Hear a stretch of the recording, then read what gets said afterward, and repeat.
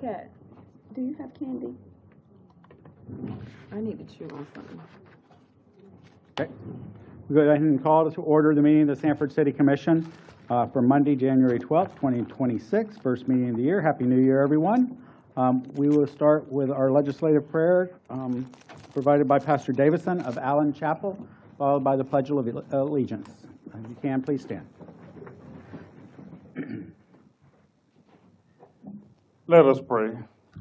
O most merciful and great God, we come here tonight, O Heavenly Father. We ask you for your guidance, your wisdom, and your courage, and your support, O Heavenly Father, as this city commissioner meeting is about to start, O Heavenly Father. Heavenly Father, as we are working together to become a better city, we need your guidance, O Heavenly Father.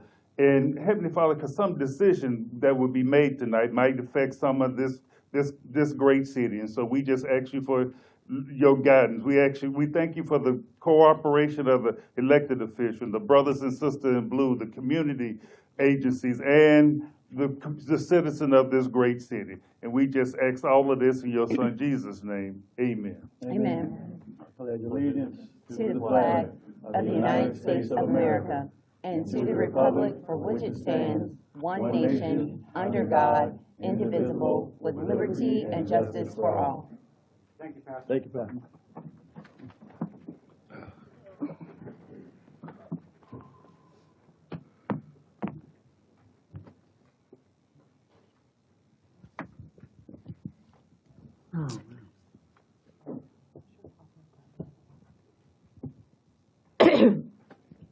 We have a couple of proclamations tonight. The first is America 250.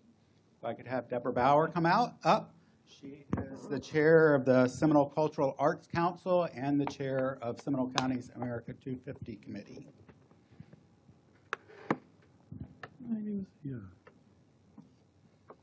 Whereas July 4, 2026 marks the 250th anniversary of the signing of the Declaration of Independence, a defining moment in the history when American colonies declared their independence from Great Britain, forever changing the course of our nation and inspiring democratic movements around the globe. And whereas while the story of American Revolution is most often told through the original 13 colonies, Florida also played a distinct role during this era, as East Florida, with its capital in St. Augustine, and West Florida, with its capital in Pensacola, had been established as British colonies in 1763, with the land that would later become Seminole County as part of British East Florida.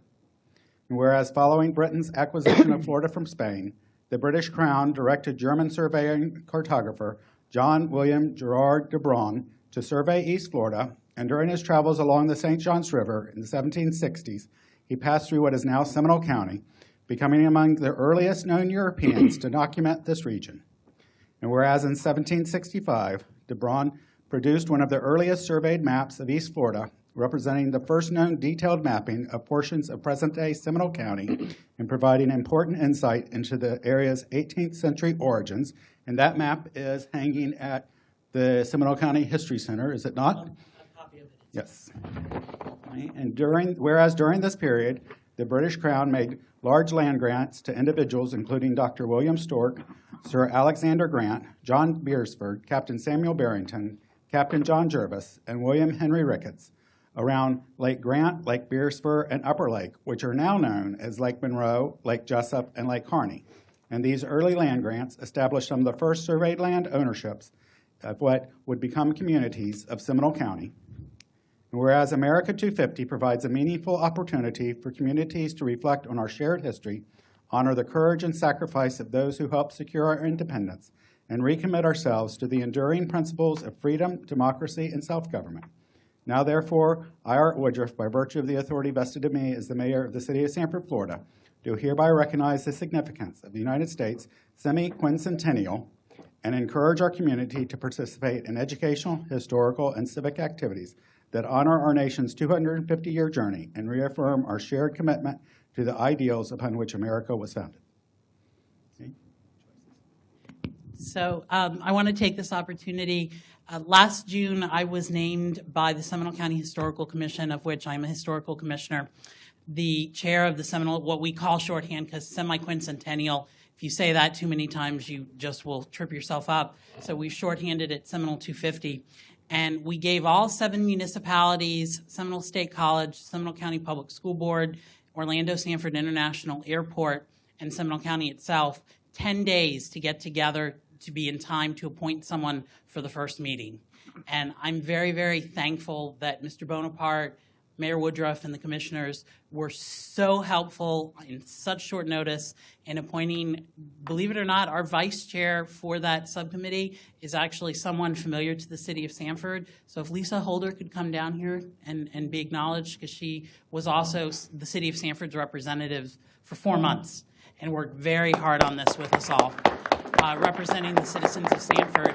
And everyone did it out of love, out of hope and dedication, and a desire to commemorate not many democracies. As a matter of fact, we're, fun historical fact, and I'll shut up after this because this is the history teacher in me, we're the only democracy that's ever turned 250 years old. Huh. Because the last time that there was a democracy before the United States was going back to ancient Greece, back in the 5th century. So it's a pretty amazing thing, and there's going to be lots of wonderful things in the city of Sanford, at the Ritz Theater, in Seminole County, and all of the other municipalities and host organizations. And keep your ears out, keep your eyes out, because we're going to have a chance to celebrate really what is an incredible achievement here in Seminole County. For sometimes we forget how far back we go. It wasn't just to the times of Henry Sanford. We go back a lot further. And so I encourage you to learn, come to our museum, go to the City of Sanford Museum, learn, find out, and celebrate, because it's an accomplishment. I remember.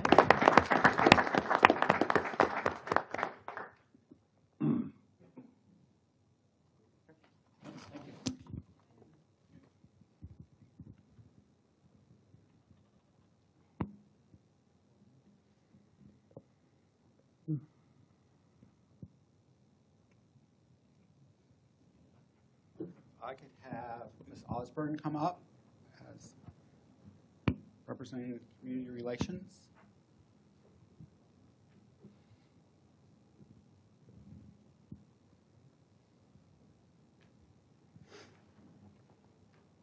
Whereas Dr. Martin Luther King Jr. devoted his life to advancing equality, social justice, and opportunity for all, and challenged every generation to participate in never-ending work of building a more perfect union through nonviolence, service, and love.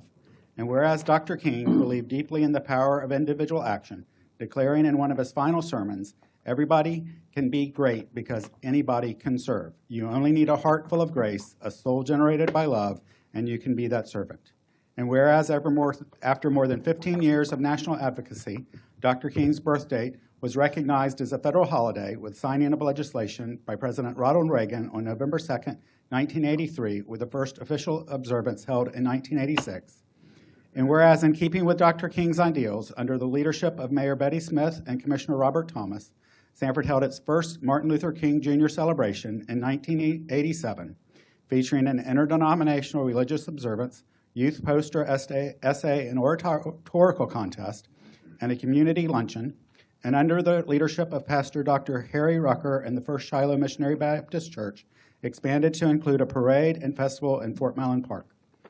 And whereas the Dr. Martin Luther King Jr. Steering Committee Incorporated, established as a nonprofit organization in 2009, continues to honor Dr. King's legacy through the annual celebration, now in its 39th year, including the Memorial Banquet, Oratorical Scholarship Program, Clergy and Community Leader Recognition, Parade, and Festival in the Park, engaging thousands of Sanford residents and awarding scholarships to local students. And whereas, while we celebrate the progress achieved through the Civil Rights Movement, we acknowledge that Dr. King's dreams remain unfinished, and through Sanford's longstanding Martin Luther King Jr. celebrations and service activities, we recommit ourselves to advancing justice, equality, and compassion through both our words and actions.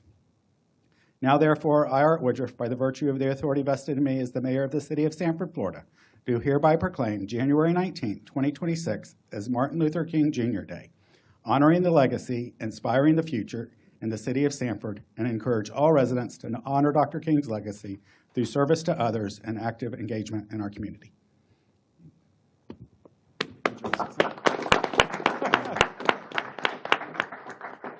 Right, thank you. Thank you.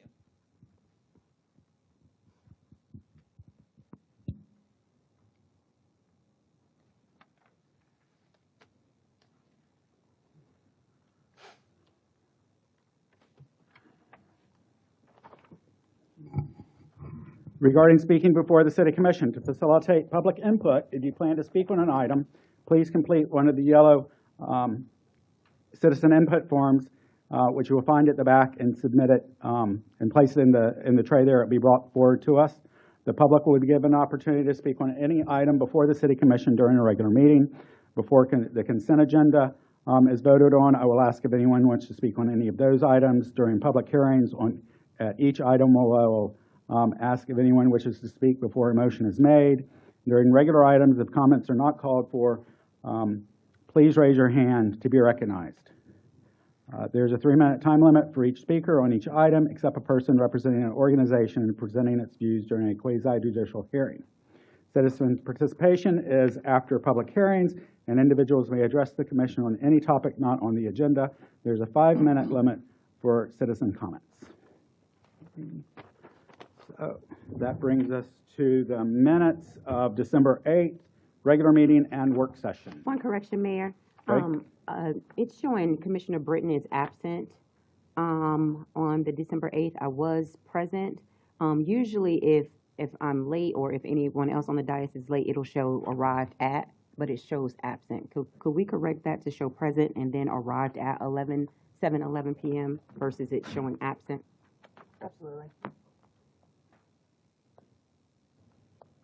Then I'll go ahead and move to approve with the amendment. Okay. Second. Any further discussion? All in favor? Any opposed? Passed unanimously. Is there anyone in the audience that wishes to speak on any of the consent agenda items? Then I'll bring that to the commission for a motion, or if you would like to pull something. Move to approve. Second. Motion and a second. Any further, or all in favor? Aye. Aye. Any opposed? Passed unanimously. I would like to go off agenda for just a moment. We have, I think, what should be a quick issue in planning, and I don't know, is Eileen, did you want to, set the stage, and then we'll have the applicant come forward?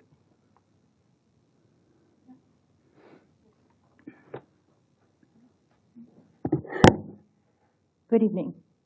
Eileen Hinson, Director of Planning. Before us, you're going to hear from an applicant. In the land development regulations, the City Commission has set a expiration of our ability at an administrative level to continually extend permits or applications of 6 months on top of the state-issued determination of either 4 months or 6 months, depending on the type of application.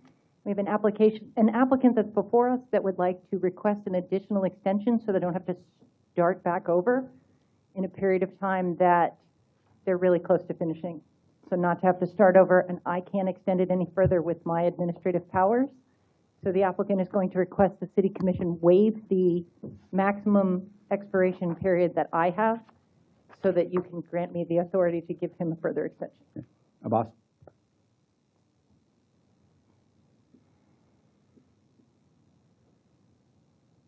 Hello, everyone. My name is Abbas Abdul Hussein. My family owns the land on the corner of East Lake Mary Boulevard and Mellonville.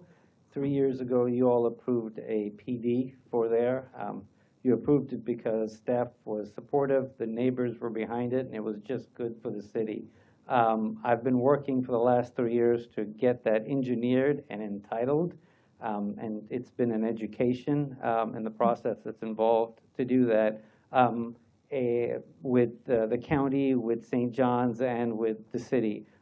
Last November, I thought we were there. We got our Seminole County letter saying they had no objections to moving the pond. We got our St. John's approval, and we got our responses back from the city with like 3 comments, maybe 5. So I thought we were at the finish line. I could taste it. So we put in our submission, and in December, we got our response, and there were 22 comments on there.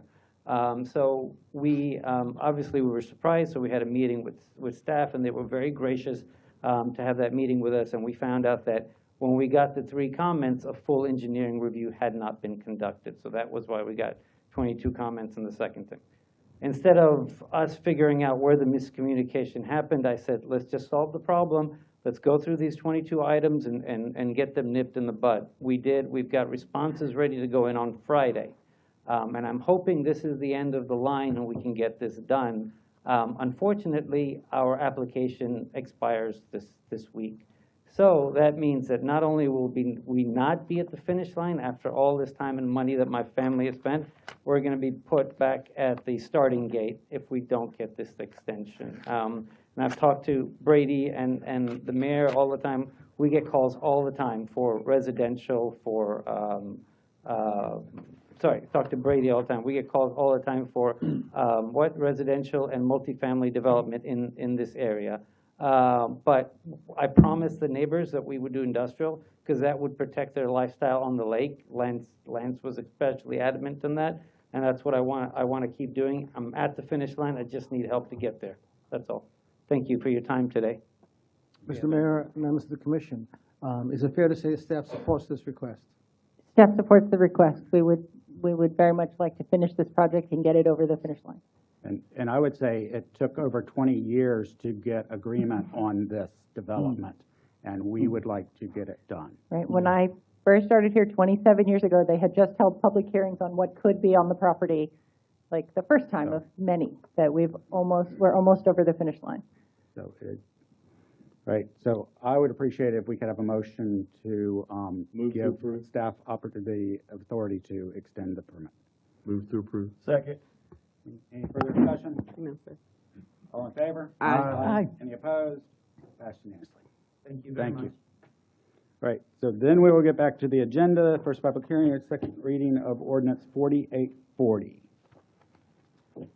An ordinance of the City Commission of the City of Sanford, Florida, substantially and comprehensively revising and amending the provisions of Schedule H and Articles 1 and 2 of the City of Sanford Code Land Development Regulations relating to the application processes, required documents, final plat approvals, parking exemptions, EV parking incentives, and administrative official authority, providing for legislative findings and intent, providing for a savings provision, providing for conflicts, providing for severability, providing for exhibits, codification, and the correction of Scrivener's errors, and providing for an effective date.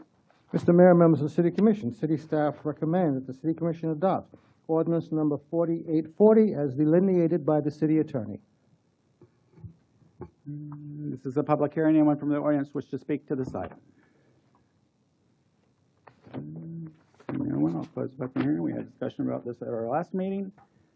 Questions or motion? Move to approve. Second. A motion and second. Any further discussion? All in favor? Aye. Any opposed? Passed unanimously.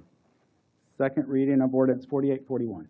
Ordinance number 4841, an ordinance of the City of Sanford, Florida, vacating and abandoning a portion of right-of-way of Avocado Avenue located between 3rd Street and 5th Street and between Olive Avenue and Pecan Avenue, relating to the parcels of property generally located in the 300 block of Avocado Avenue, Sanford, Florida, of said right-of-way, being platted in the plat of Cohen-Martin Terrace as recorded in Plat Book 10, page 95 of the Public Records of Seminole County, providing for future easements as required by the city, providing for legislative findings and intent, providing for incorporation of exhibits, providing for taking of implementing administrative actions and owner agreements, providing for a savings provision and ratification of prior actions, providing for conflicts, providing for severability, providing for non-codification, and providing for a contingent effective date. Mr. Mayor, members of the City Commission, city staff recommends that the City Commission adopt ordinance number 4841 as delineated by the city attorney. This is a public hearing. Anyone from the audience wish to speak to this item? Seeing no one, I'll close the public hearing. Move to approve. Second. A motion and second. Any further discussion? All in favor? Aye. Any opposed? Passed unanimously.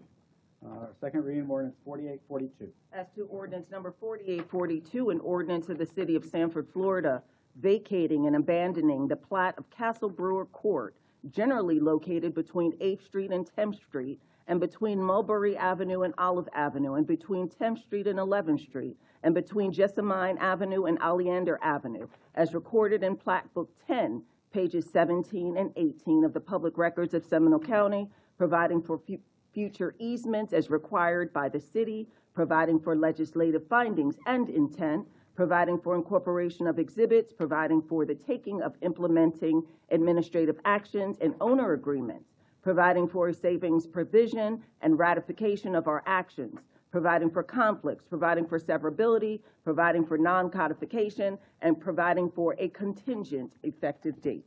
Mr. Mayor, members of the City Commission, city staff recommends that the City Commission adopt ordinance number 4842 on first reading as delineated by the city attorney. This is a public hearing. Anyone from the audience wish to speak to this item? Seeing no one, I'll close the public hearing. Bring the commission for action. Move to approve. Second. A motion and a second. Any further discussion? All in favor? Any opposed? Passed unanimously. Okay, the next item is quasi-judicial, so I will read that statement. And this will apply both to item D and to item G, which is the appeal of the HPB approval.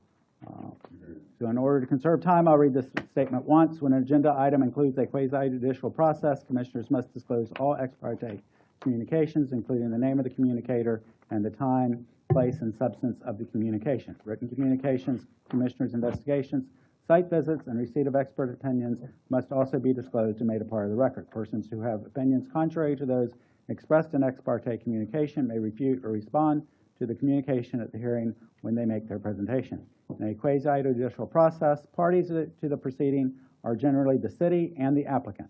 Others who have a legal standing to appeal the decision can also request to be recognized as a party. Parties are subject to cross-examination and must give their testimony under oath. Persons do not have to be a party to the proceedings to be recognized and provide comments. Members of the public who wish to make comments are not subject to cross-examination and are not sworn in as evidentiary witnesses. Comments of the public that provide facts relevant to the application are considered in the decision.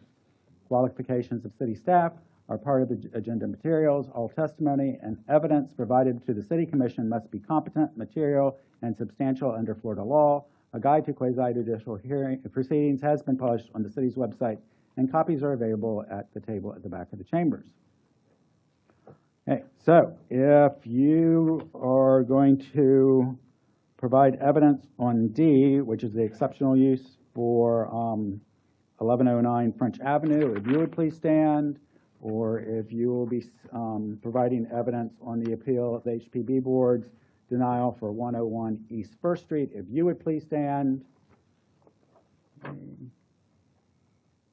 Sir, Mohammed, is somebody, you want to is stand? somebody going to be, is anybody else going to be speaking on your behalf? Okay. If I could get your names.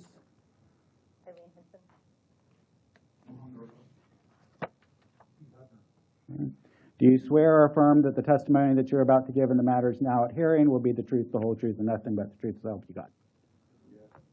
All right, thank you. All right, so, which brings us to the first reading of exceptional use for CRF. Is that there to the attorney? Or? We haven't introduced it yet. Right. Yeah. Okay. So which one of y'all is? I thought you were handling it, Eileen. Yeah, I have a presentation if you need a presentation, but it's not a reading of an ordinance or anything, so I don't know Okay. if there's anything for the attorney to read, just What the city about- manager to introduce it. Okay, so the city manager needs to introduce. Well, what about 1109 French? Right, that's That's the one we're the on. one we're on.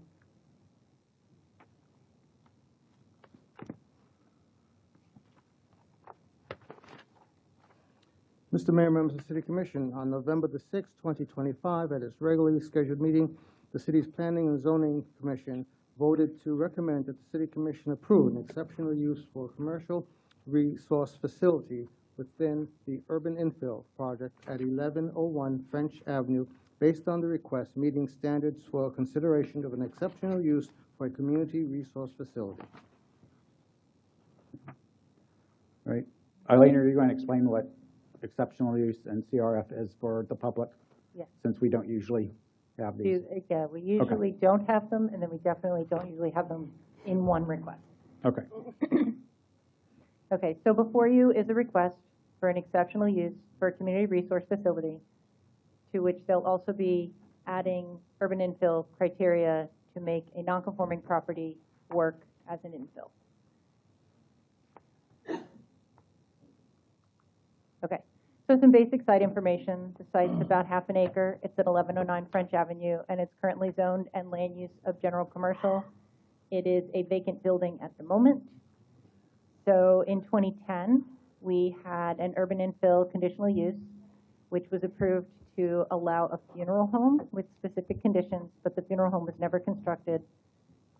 And in 2023, someone came back and had a pre-application, which is our current applicant now. The applicant requested staff advise them on how to proceed with a medical clinic or an office. We advised them of the process, which was a conditional use for urban infill, a CAP meeting, and development plans. But after working with the applicant, it was revealed in later discussions that CDBG was funding it for a free clinic, and staff identified the use then as a community resource facility. It was no longer just a medical clinic.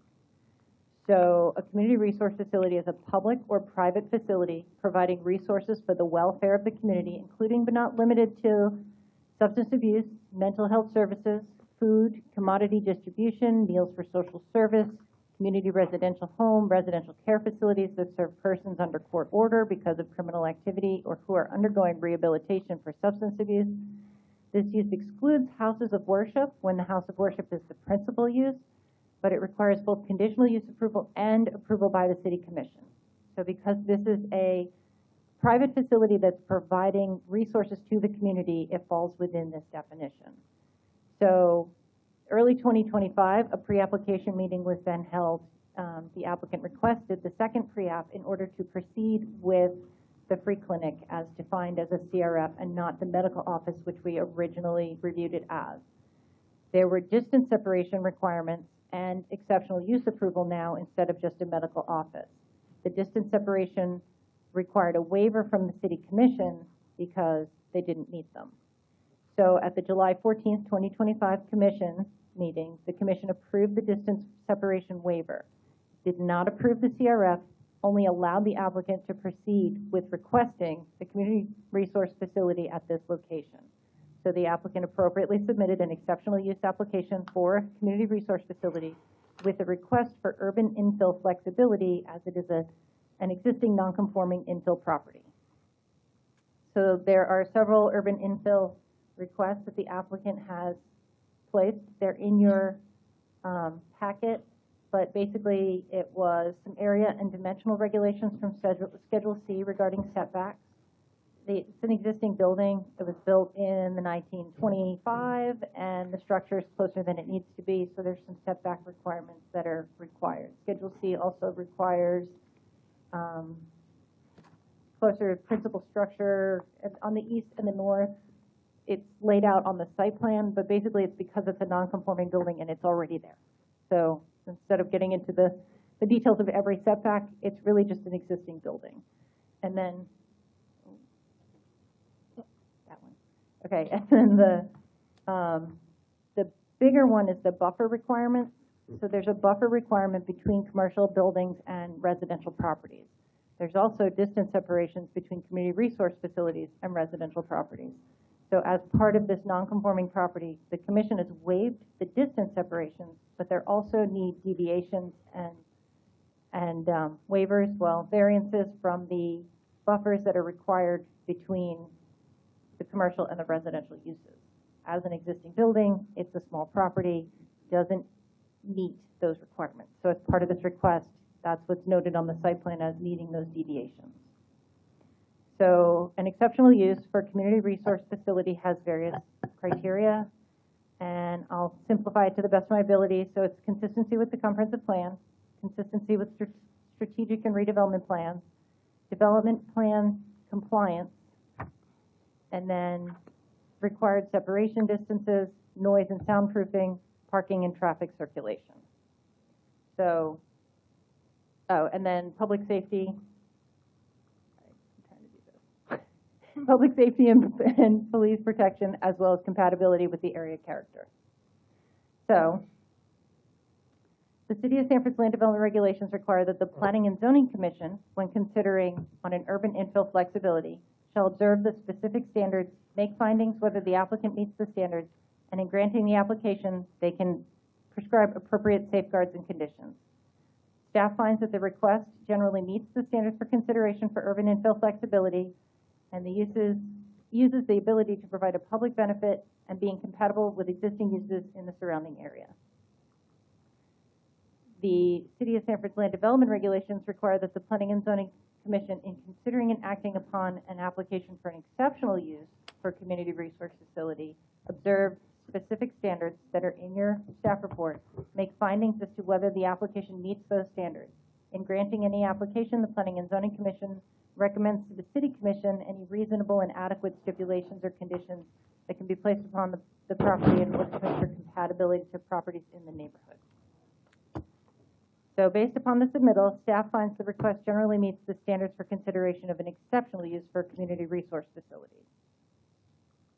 So on November 6, 2025, the Planning and Zoning Commission, in agreement with staff's recommendation, voted to recommend the City Commission approve an exceptional use for a community resource facility with urban infill flexibility at 1109 French Avenue, based on the request meeting both the standards for consideration of an exceptional use for a community resource facility and the use being provided as a public benefit for a free clinic. The recommendation for approval is subject to a development order with the conditions in your report. Any questions? Okay. Any questions? Staff? The only question, it says city attorney may or may not have reviewed the staff report.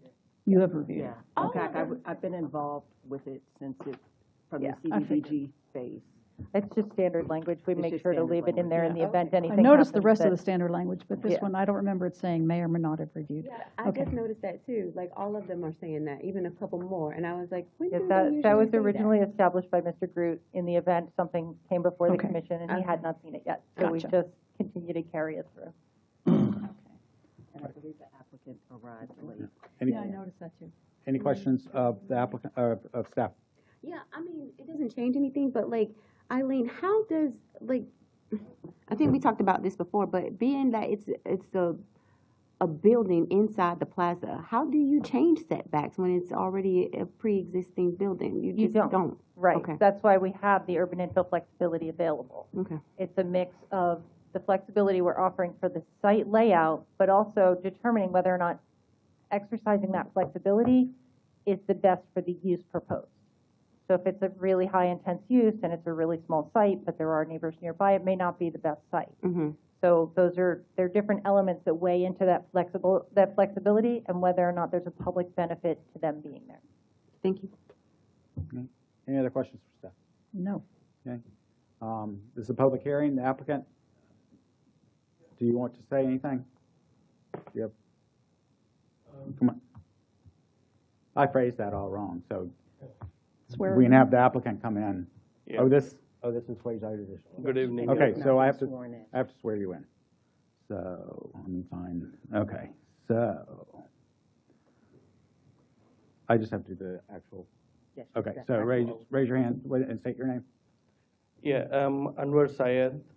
Okay, do you swear or affirm that the testimony that you're about to give in the matter of now hearing will be the truth, the whole truth, and nothing but the truth, so help you God? I do. Okay.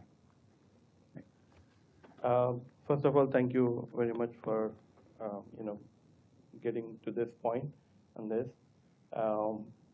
If there are any questions, I would like to answer. But, whatever, the one upsetting thing is, like, I have been waiting for this for 2 years, I had no idea that, I would continue to pay utilities, continue to pay maintenance and everything for 2 years and still pay the rent at the other place. So, but, that's the story behind. I'm looking forward to it. And everything planning and zoning has recommended. I was actually scared, but, it all works in our favor. We want police protection. We want safety features. We want vegetation. Vegetation is something I like to do even at my home. So, this is something, they are asking for us. It's nice, and we will do everything we need to do to get the property in compliance. And like for any Sanford resident, I think they should be happy because this place has been abandoned. Mhm. This place was like very prone to homeless and other crimes if abandoned like this. Now we are going to take it to a next step and make it a beautiful place for anybody to visit. And we like to be in compliance all the time. All right, thank you. Anyway, any questions for the applicant? No, sir. All right, thank you. Thank you. Thank you. This is a public hearing. Does anyone else from the audience wish to speak to this item? Thank you very much. Seeing no one, I'll go ahead and close the public hearing and bring the commission for action. Oh, wait, did anybody have anything ex parte to declare? I have nothing to disclose. I have nothing. Okay, all right. Then can we get a motion or questions? I would like to move to approve an exceptional use to establish a CRF with modified development standards using urban infill flexibility at this address. Second. Motion second. Any further discussion? All in favor? Aye. Any opposed? Aye. Passes 4-1.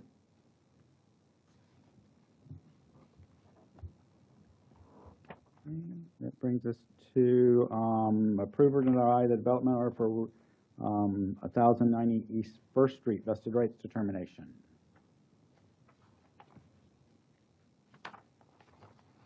Mr. Mayor, members of the City Commission, while staff has no objections to the request, the land development regulations do not provide staff with the authority to grant this determination administratively.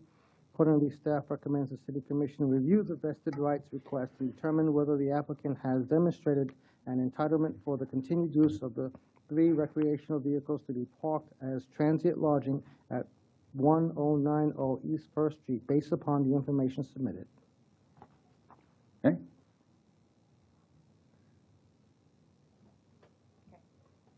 So the next one up, as noted by Mr. Bonaparte, is the vested rights request for parking and transient lodging use of 3 travel trailer recreational vehicles in an RMOI zoned piece of property at 1090 East First Street.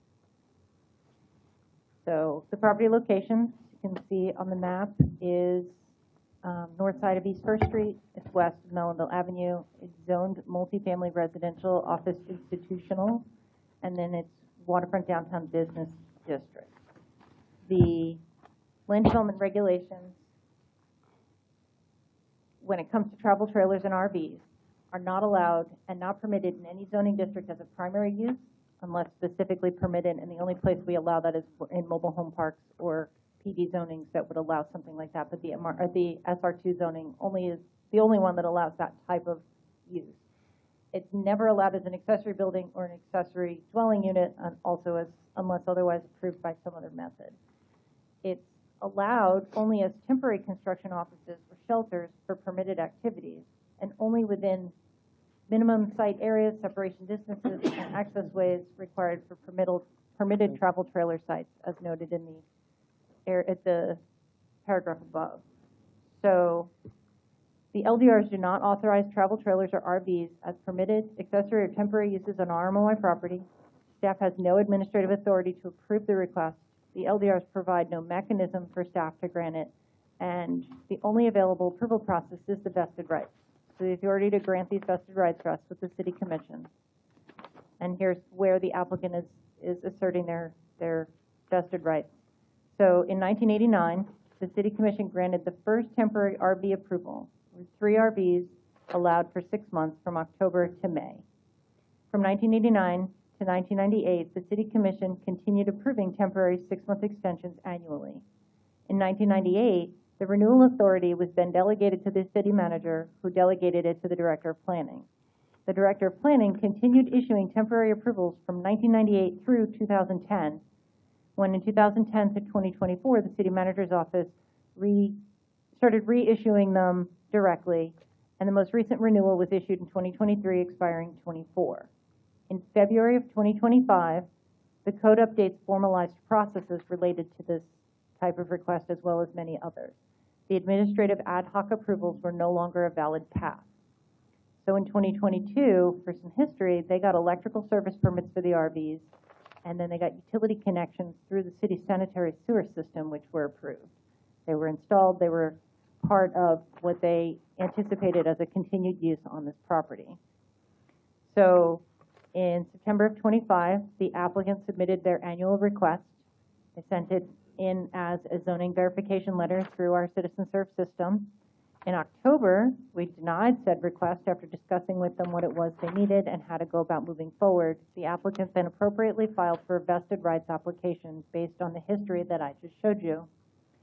So the regulations to consider is property rights recognition for the storage and transient lodging in those 3 travel trailers, a request submitted under the LDR Article Section 8.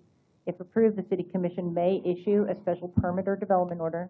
Approval requires finding that the applicant has demonstrated a pre-existing vested right to maintain the specific use. Under the same article, a development order may be granted with or without conditions based on the evidence presented, and the development order is not transferable to another property or to any other person or entity. So what the City Commission is charged with considering is whether the city acted or failed to act, whether that action or inaction came from an official with proper authority.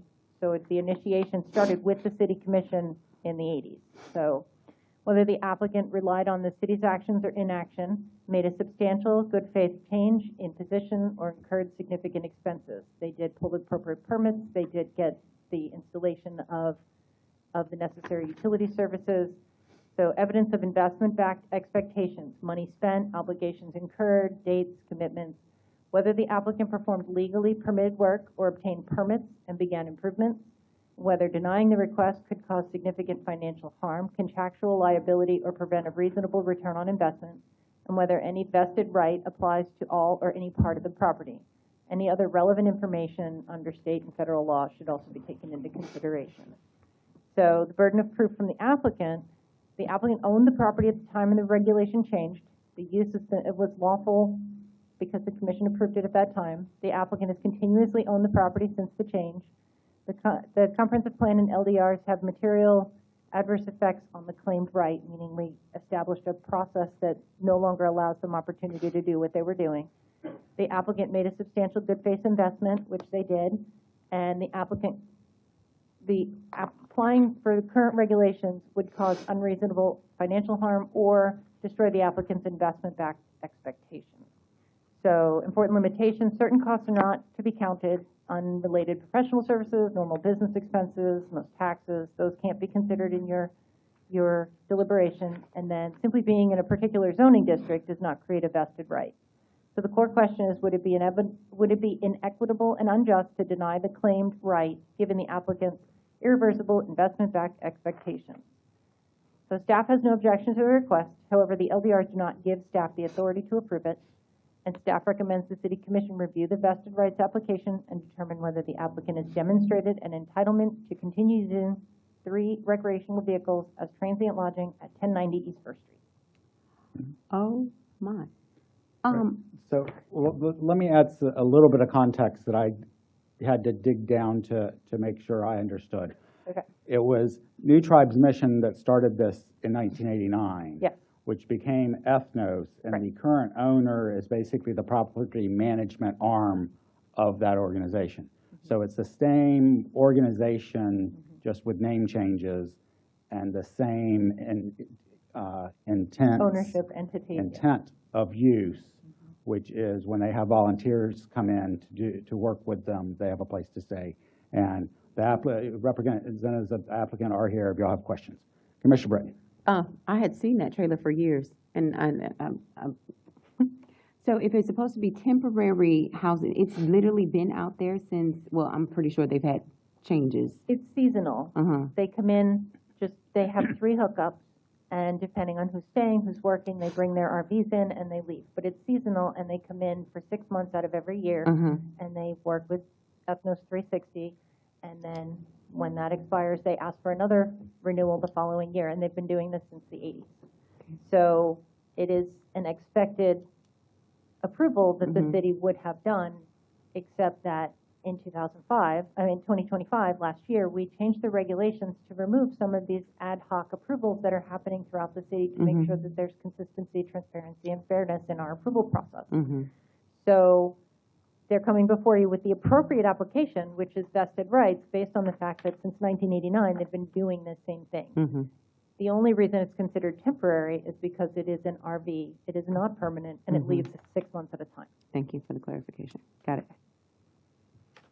Okay. Any questions? I've never seen it be a nuisance or anything like that. No issues. Have you had, well, I guess Chief would be able to, but I don't ever recall it being any calls out there. I just always noticed it when I was walking that there would be RVs back there, but that's neither here nor there. Don't they have RV parking at their other site? They do. I think they have 6. They have that as well. You have 6 spaces at the other, at New Tribes Homes? I thought it was like Do you still have RV spaces? Okay, 12. Yeah, I thought it was over a dozen that we approved That was for part of the hookups PD. and I stuff. When we believe. did the PD for the residential next door, we made sure to leave space for them to have, I thought it was up to 17, but they may have only 12 set for hookups Okay. or whatnot. All right. If we approve it based on the vested rights, now how often do they have to come back to the commission, or do they go through the city manager from here on out? Then, It's just a vested right to be able to come in for 6 months out of every year to have their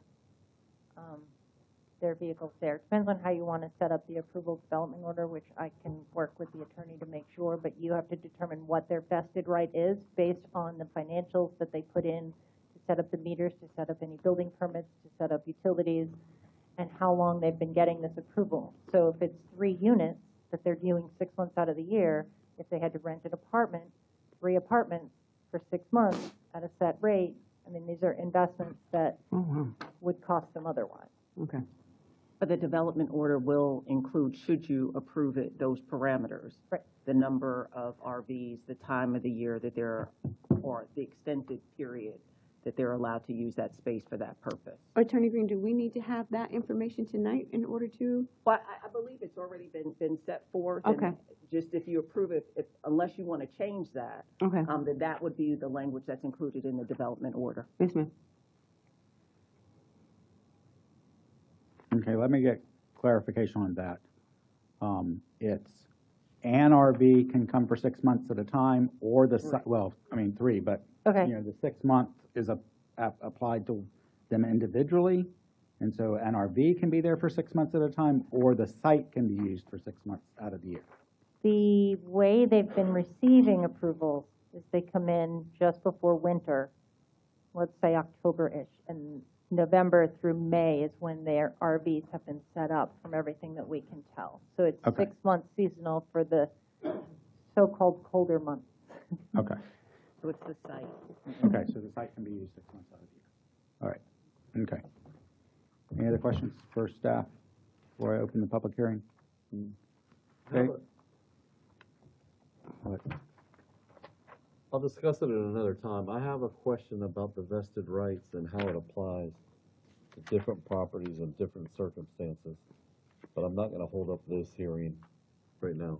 Okay. All right, this is a public hearing. Anyone from the audience wish to speak to this item? Okay. Then I'll close the public hearing, bring it to the commission for action. Okay. We've been doing this since 1989. Nobody's really even noticed. I move to approve the development order special permit for 3 recreational vehicles to be parked and used as transient lounging at 1090 East First Street. Second. Motion and second. Any And further? just to clarify that for the 6-month durational period that was discussed. See, that one I don't understand because what happens if it changes? You said sometimes they're here during the colder months. No, that's when that's they've the always period. asked. Okay, so vested rights is based on what they've always been doing. Mm-hmm. So if they've always been coming from November to May, that would be what you're approving, November to May in perpetuity. So if they happen to come in February, No, they can come anytime between November and May. between November and May. Okay. Right. All right. So how do I need to clarify that? Just say for the 6 months? Yeah, you've clarified it. Okay. Commissioner, you've clarified. All right. So that was my motion. All right, second. Motion and second. Any further discussion? All in favor? Aye. Aye. Any opposed? Okay, passes unanimously. Which brings us to our next vested right, so we get more practice on it, from Murphy Enterprises. Yes, Mr. Mayor, members of the City Commission. City staff recommends the City Commission review the vested rights request to determine if an applicant has demonstrated an entitlement to the daycare facility being vested rights at project address 1611 and 1701 Murphy Drive, based on the information submitted.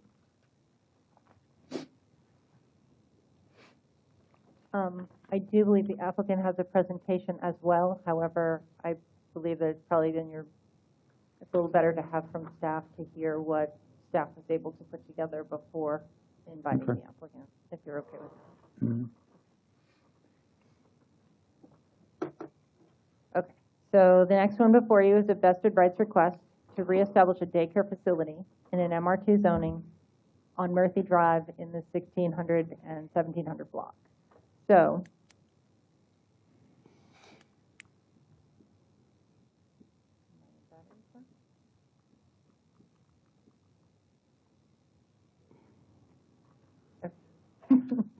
all right, so some general property information.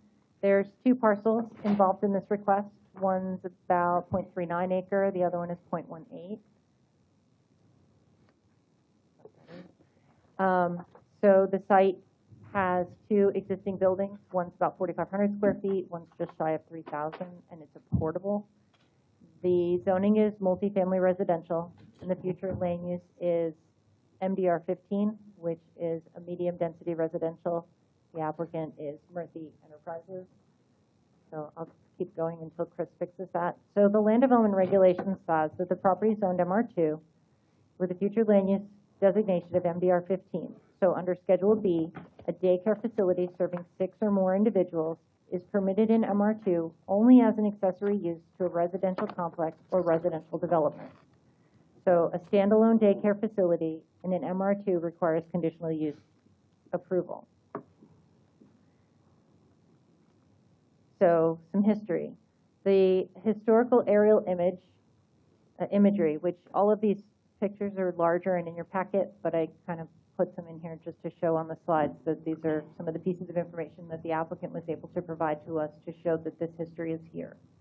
So there's historical aerial imagery from 1948. It shows the daycare facilities in operation as early as the 1940s.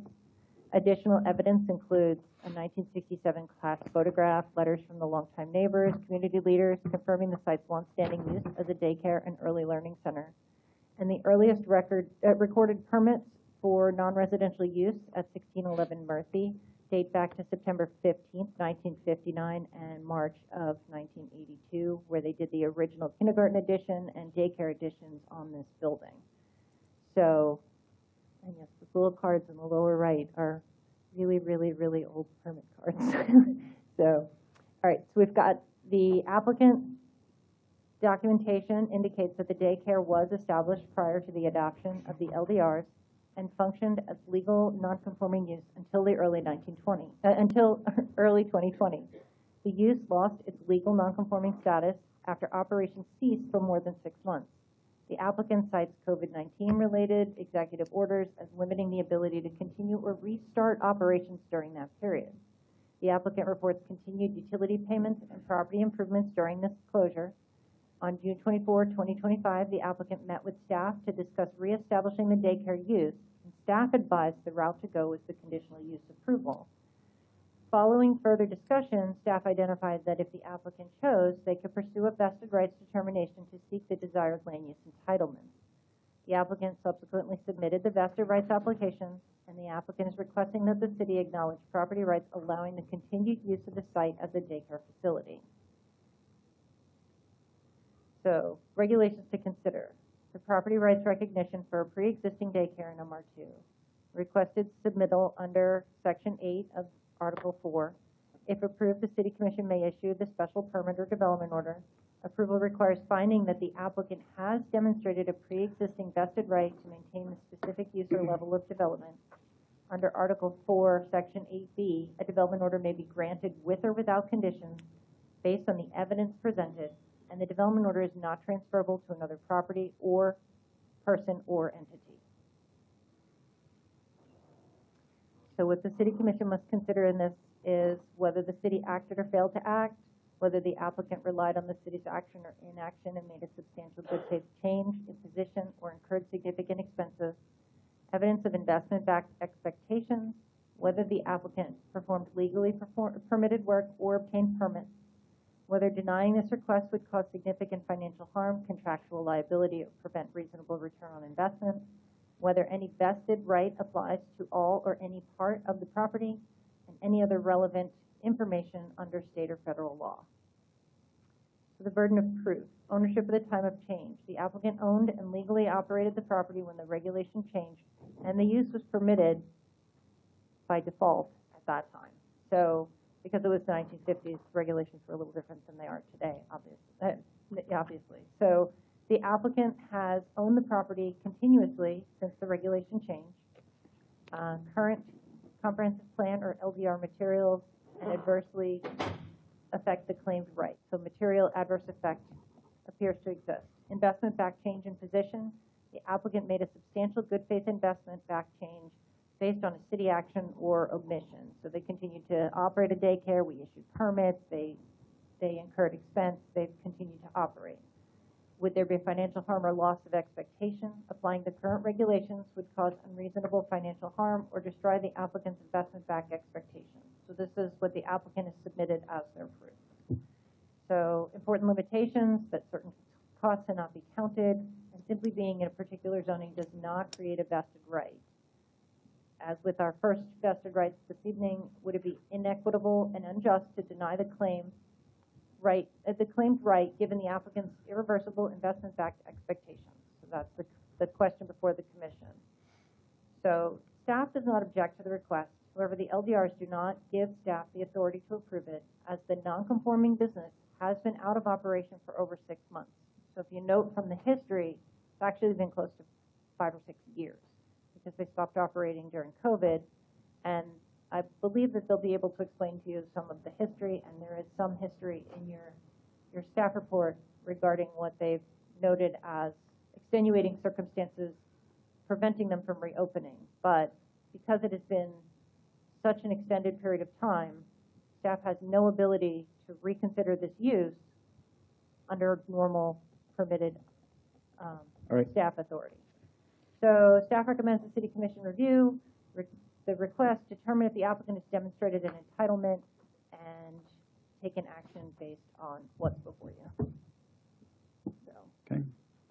All right. Any questions for staff before we bring up the applicant? I'll wait to the presentation. Okay. And then I have a request from Sally Sherman. Are you giving the presentation?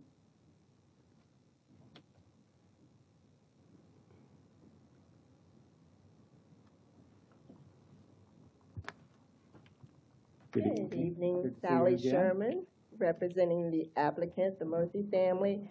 My address is 20 Orange Avenue, Orlando, Florida, 32801. I thank staff for its presentation. I'm going to forego my presentation because they used quite a bit of what I submitted in December. So there's no use in me going through it. I ask that the board go on and consider the approval of the vested rights, reestablishing the vested rights, along with, I believe I was told we need to ask for a approval of a deadline override as well because of the time period. So your application is near expiration? Is that? Your planning manager told me that I needed to do it because the closure, because of the application interrupted deadline. operations time period. Yeah, that's what the 6 months, okay. So I think that's what you're talking about. Okay. But I'm here to answer any questions. I know that it was indicated that, yes, the operation for this daycare facility, they operated for over 75 years without any interruption. And then COVID hit. There were a number of executive orders issued by the state of Florida with regard to specifically daycares. They shut down daycares completely. Then they did another order, executive order, extending the closure, another executive order, opening it with limited requirements, and those, well, were really honest requirements because they required spacing and distance with the kids. It was impossible. Impossible. So all this time, especially single, what I'll call mom and pop owned facilities, they were not able to recoup from this.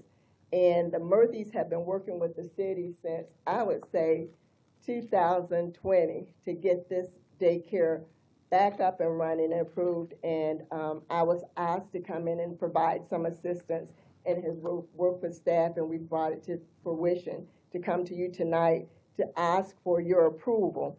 And in closing, I would say that, you know, this property has stayed in this family for generations. It's not new. They've owned it. They've operated it. It created a sense of identity and belonging for the Goldsboro community. As a native of Sanford, this was one of the few places that, as most of the property owners and homeowners in the Goldsboro community and some of the other surrounding areas supported our agricultural community, that's where they took their kids for care. And I'm asking that you approve this so that the Murphys can continue their legacy. All right. Any questions for applicant? Okay, thank you. Okay, this is a public hearing. Is there anyone else in the audience who wishes to speak to this item? Okay, seeing no one, I'll close the public hearing, bring it to commission for action. I move to, well, this your district. You got it. I move to approve the development order for daycare facility at 1611 and 1701 Murphy Drive. Second. And motion and second. Any further discussion? Just appreciate all of the research and the work and the effort they've put into to put together this request. Impressive to me, and I totally get the COVID issue. So I'm just curious, we've been told other sites and other businesses around the city that have been closed for 6 months, they have to bring in a new site plan and update landscaping. I don't see anything about that here. And those would be required through the conditional use process, that if that was the application they submitted, because that is the alternate application, they have chosen to see if the city commission will approve vested rights based on the longstanding history of this operation at this location.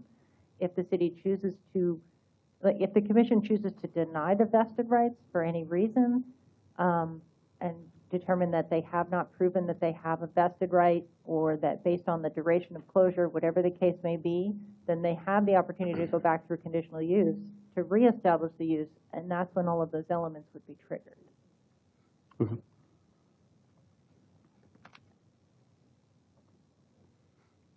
All right, any further discussion? No. Okay. All in favor? Aye. Any opposed? Passes unanimously. Brings us to, Mr. Mayor, I neglected to recognize the former deputy county manager of Falco County. Hi, Who? Sally. yeah, Sally Sherman is was former county.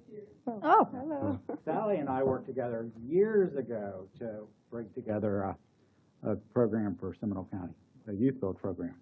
She taught me that no meeting should last longer than an hour. is that why this was so thorough, Sally?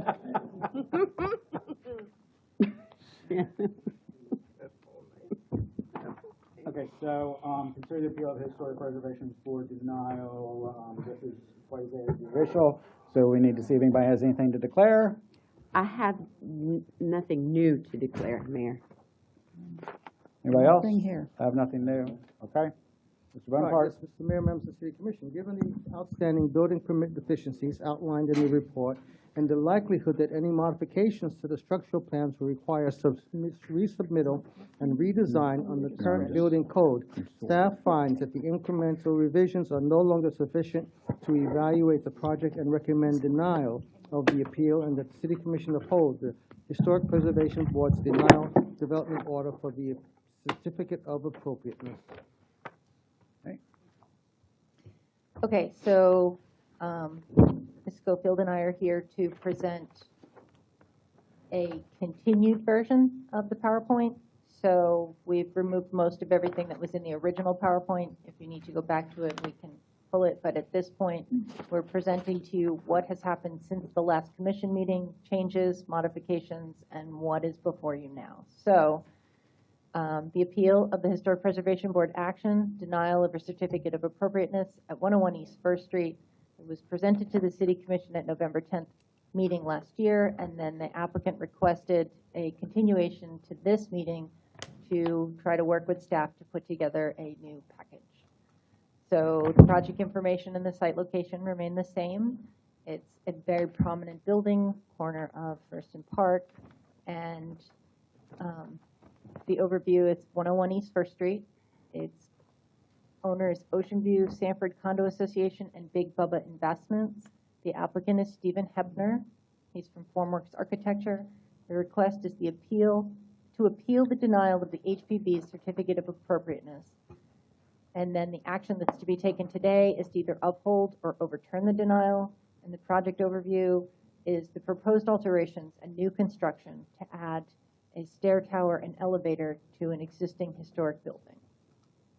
So the action from November 10th, the applicant presented the appeal to the City Commission. The presentation and discussion identified inconsistencies and incomplete information, and the appeal was continued by the City Commission, and the applicant was directed to work with staff and submit consistent plans and materials and finished details. So the activity following the November 10th meeting, the staff provided a list of information required for commission review to the applicant on November 20th, 2025. The applicant provided revised plans with a new pump house and tower design and requested a courtesy review on November 30th, 2025. To address incomplete and inconsistent submittal information, an in-person discussion with the owner, the applicant, and staff was held to detail the inconsistencies in the outstanding items, and that was done on December 3rd, 2025. So revised submission, it was a different design, was then received by staff on December 15th. So the new submittal package, wow, that's really tiny up there. The new submittal package, they were provided the requested requirements that we needed to proceed with review, including things that were plans with dimensions that could be read in an 11:17 format. The materials had to all be depicted. The elevation drawings with consistent height of tower. The north elevation with the door placement, the trim, the materials, the style. The details of the intersection of connector panels to the historic structure. Details showing the trim, the materials, the tower openings on the south elevation. Brick product, sample brochures, dimensions and profiles of the cornice. Paint colors, product references, and roof materials were all requested of them in a bulleted list to try and get us over the finish line for this project. So the staff then, on the right side of the table, which is in your staff report, it identifies that the plans with the dimensions, some of the format, the materials, they're depicted, yes, but only partially. The elevation drawings with consistent height of tower was corrected. It now does show 7 stories on all elevations. The north elevation with the door placement, trim materials, and style was submitted but incomplete. There's no door or trim details. The details of the intersection and the connector panels to the historic structure has been provided. The details showing trim and material on the tower openings on the south elevation was provided. It's a single brick roll-lock bottom sill. And then the brick product or sample brochures were not provided. The dimensions and profiles of the cornice have not been provided. The paint colors and product references have not been provided, although indicated verbally, black and gray to match the rear wall. And then roof materials were also not provided. So, the status of the current COA applications. All COA approvals at this address have expired. No COAs were issued for this scope of work or design. This scope of work being the pump house, the tower, and the catwalk. So the HPB review, April 2025, the tower with the attached pump house and catwalk with the stucco panels was continued to May and June and August in meetings to try to receive more information that was complete and consistent and plans that they could take action on. So the applicant requested a denial at that August meeting. The revised design submitted on 12/15 is a completely new design that has never been reviewed by the Historic Preservation Board. So, building permit status. Building permit BC 23-858 was a change of use permit submitted. It was for interior only. It calls that out specifically on the label of the permit. It was issued on 12/6/2023, and based on recent approvals and inspections, it has been extended to an expiration of February 14, 2026. So that was, I believe, a plumbing approval in August. They got an inspection and it was approved. So that extends out the expiration date each approved inspection. So the building permit status for the remainder is it's BC 25-485. It's the adjacent elevator, the stair tower. It was submitted on March 30th of 2025. The current status says that it's under review, but it has comments and corrections. Now there's a series of comments and corrections. I believe they're in your staff report. However, we just called out the relevant ones on the PowerPoint because it would have been a few pages of PowerPoint. So the COA submittal is required. The revised stair tower and pump house submittal is required. And why? This is because, in part, there's a conflict with the development plans that are noted different than the plans that were submitted for the pump house and the tower. And the demolished pump house is still shown on the plans that are part of the building permit BC 25-485.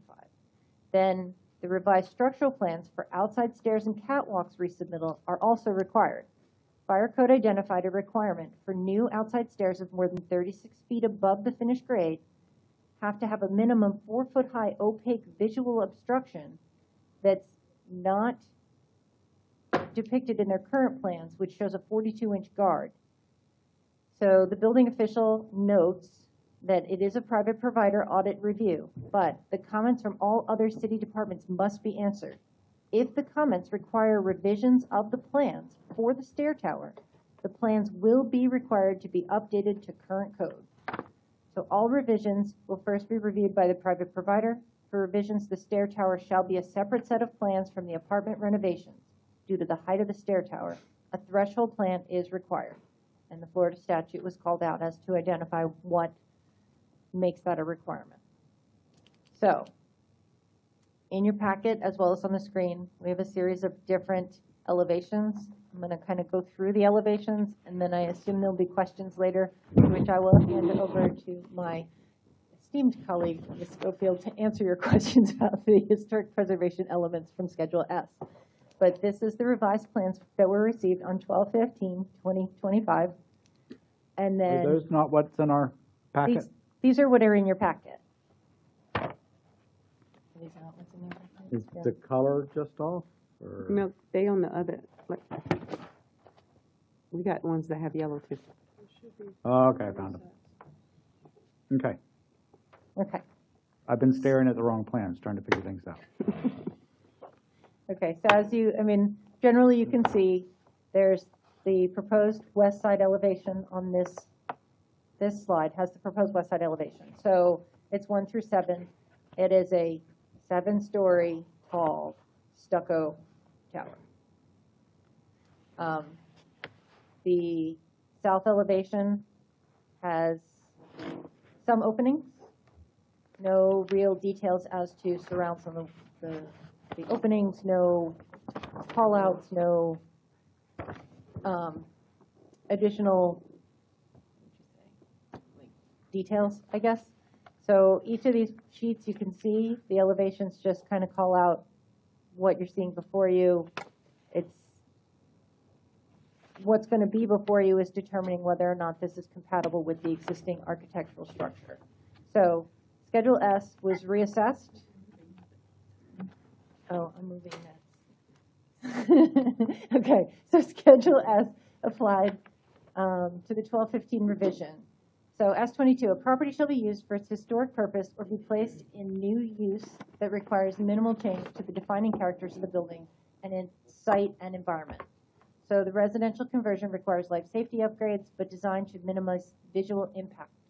The proposed tower exceeds the height of the historic building, making it the tallest in the district. A less intrusive design, such as a budding elevator tower, would be better aligned with preservation standards, and a prominent location, height, and design impacts the historic district environment overall. Okay, so the historic character of a property shall be retained and preserved. The removal of historic materials or alteration of features and spaces that characterize a property shall be avoided. The window and door patterns are the character-defining elements for the rear of the historic building. The front and west facade are constructed with limestone and brick and features columns, a substantial well-defined cornice, and brick detailing. Detail was provided on how the catwalks would attach to the historic structure and connect to existing doors to minimally impact historic structure. So S23, new additions, exterior alterations, or related new construction shall not destroy historic materials that characterize the property. The word shall be differentiated from the old and shall be compatible with the massing, size, scale, and architectural features to protect the historic integrity of the property and its environment.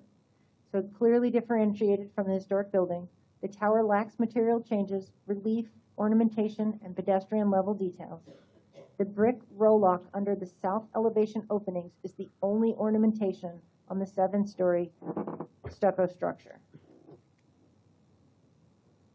So the pump house section is brick relating to the upper floors of the historic building, but no design relation to the elevator stair tower or ground level historic building. The stucco wall panels replace open rail catwalks to meet fire code. The brick product sample brochure is not provided, and the applicant lacks details regarding cornices, profile, roof materials, paint colors, doors, and door trim. The scope of work could be addressed in a minor review COA. So the comprehensive plan summary remains the same. The proposal fails to provide that it meets the objectives to protect the downtown waterfront district and historic resources. The potential adverse impacts on historic district not adequately addressed in this submittal, and the design fails to provide evidence that it aligns with historic preservation goals or future land use priorities. So in summary, the staff recommends that the City Commission first determine whether the proposed design and appearance are acceptable, with the understanding that if the design is approved, the applicant will be required to submit revised construction drawings and obtain all necessary building permits before proceeding. There are a few minor details still unresolved, and some of them may be handled through a minor COA. However, we can't determine that until the Commission decides if what is presented as the overall look and design is the direction the City wants for this new addition.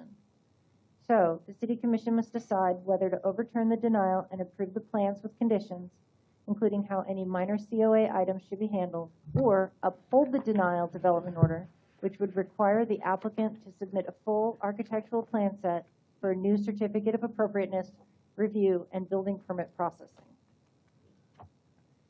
So the recommendation, we have 3 alternatives to present depending on how the Commission wants to move forward with the appeal.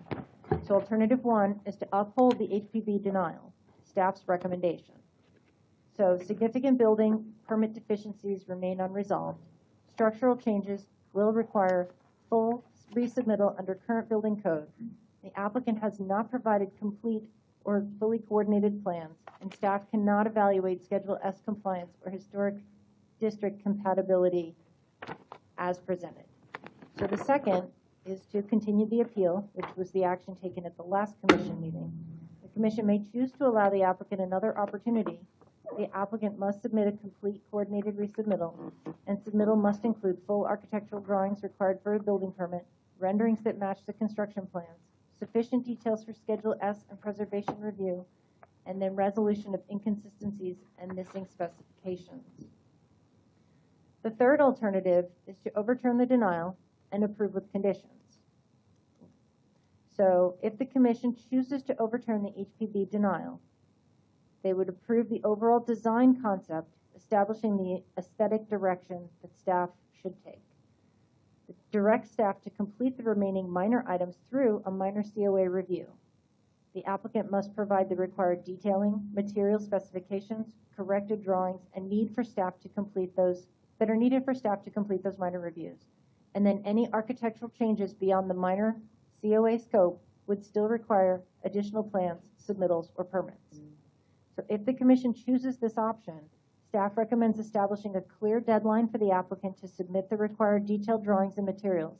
If the applicant does not meet that deadline, the approval would lapse and the project would return to a full COA review. Thank you. Okay, questions for staff?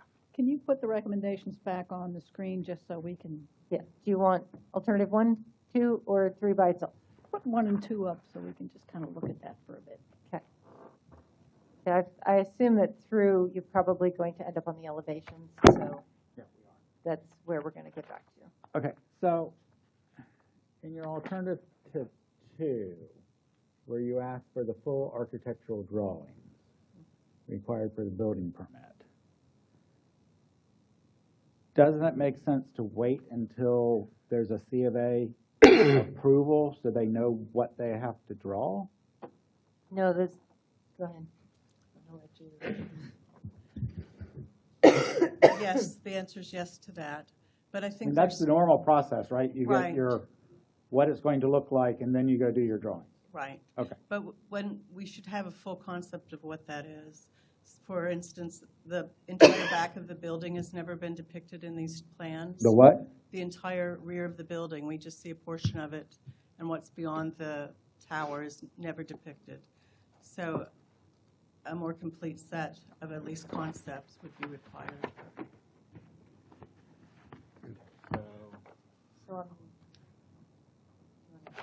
So that, the picture on the right is just the bottom part of the picture on the left?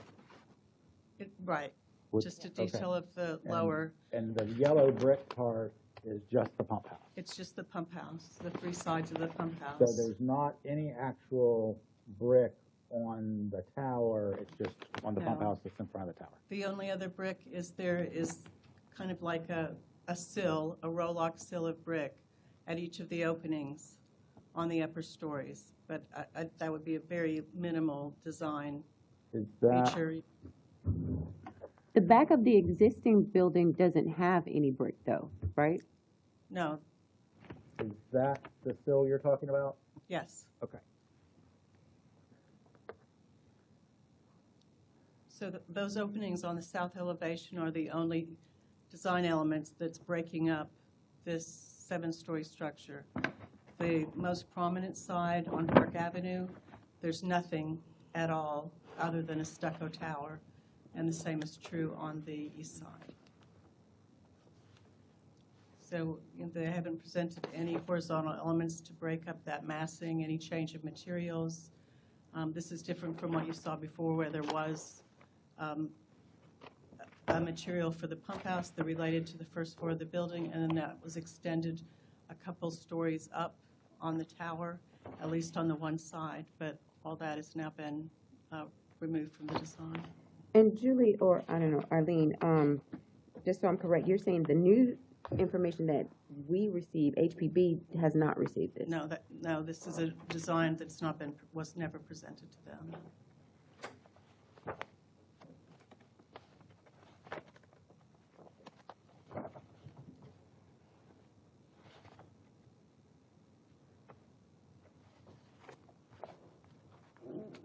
Okay, so I wish I was like a designer or something. I'm not sure if this is where Commissioner Britton was headed, but the back of the building now is stucco with some windows and doors and a fire escape. Okay, so if I'm sitting there and now we build this and I'm looking at it in the same direction, instead of seeing doors and fire escape, I just see a blank wall, Correct. right? So basically, there'd just be a big blank wall here. I think some of the windows on the left side would be still in view. Right, so we'd see this, but, and I'm guessing from about where the fire escape is over, I don't know exactly, but somewhere in there. I'm gonna see a blank wall, which, okay, but then I turn and look at it from Park Avenue, and from Park Avenue, I'm seeing, can you go to the actual building? Actually, the picture you were just on. Okay, there. So I'm seeing this on Park Avenue, and now you can go to the one. And so I see this brick here, the limestone here, but I just see a solid blank wall there. To me, that's the disturbing. That's what would disturb me about the view, I think. And again, I'm not a designer. I agree with you, Mayor, on that. I don't, again, this hasn't even been presented to the experts that we put on here, the Historic Preservation Board, but it would make sense for the facade to match on Park Avenue and then not on 2nd Street and then Magnolia, because there's 3 sides to this thing, which means the side of where you would see it from Magnolia Avenue would need to be the same as the back. But I'm not an expert in it. What would you recommend? Generally, when we have a material we want it to turn the corner at least a few feet, or in some proportion that makes sense. Okay. So what's in my packet is drawing 1, which has red brick. That was an earlier submittal. Okay, so I'm looking at the view from Park Avenue, and it looks like, is the proper word for, what's the proper word for this? Banding? That's banding and that's cornice? Can we get along? Yes. Okay. So on the one, what's drawing 1, it looks like this is matched here, and this is matched here, and this is matched here, but it doesn't go as big above it. Is that what you're talking about? Those were the original. The wall details that right, we would be something looking to break for. up a horizontal element to break up the vertical massing there. And that element by itself, to me, seems easy to, okay. And so is that the type of thing you're saying could be a minor review if this moves forward? I want to say no, because I think that that's really defining the overall design for this. It's not a detail like a window trim or a door or something like that. Okay. And I think you're looking at the original building plan submittal, which also, that was before the need to change the... Yeah, it's got railings. Right, and it had the separate pump house is in that as well. So that was an earlier version. I just keyed in on it because it had the banding. Right. Which I thought was what you were asking about. The new proposed existing structure is, of course, we know it's all different, but it's something that I don't understand. If we're showing 7 floors, right, the seventh floor seems like it goes above the existing roof. When the original plan, where you see it in red, it seems to match out, and it stops at the seventh floor. But on this one, you see how it goes above? Right, that's part of the corrections when we talked about the problem with inconsistency before. Is that it's always intended to be able to access the roof and be taller than the building, but it wasn't always drawn that to show that. So the one that's flush with the roof is incorrect, is basically what it boils down to.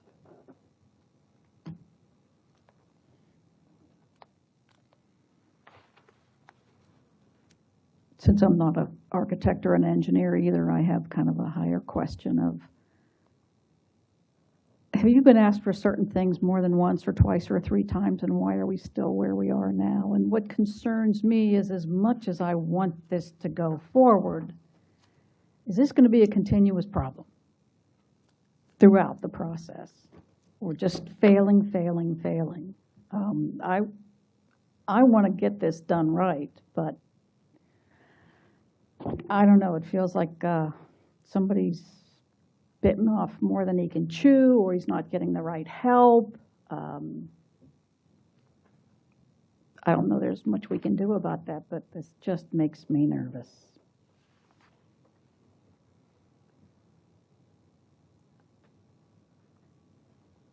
I don't want to have to make the applicant start all the way over, because it's a big investment into the city of Sanford, period. I agree with that. I'm just trying to figure out, like, I mean, but the proof is in the, I mean, it's.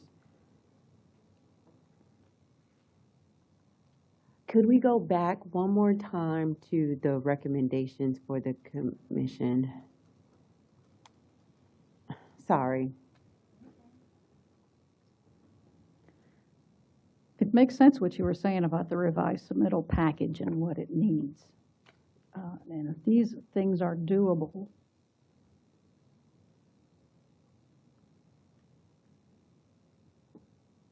but I'm stuck on how do we uphold the denial of HPB when there's new information that HPB hasn't even seen? But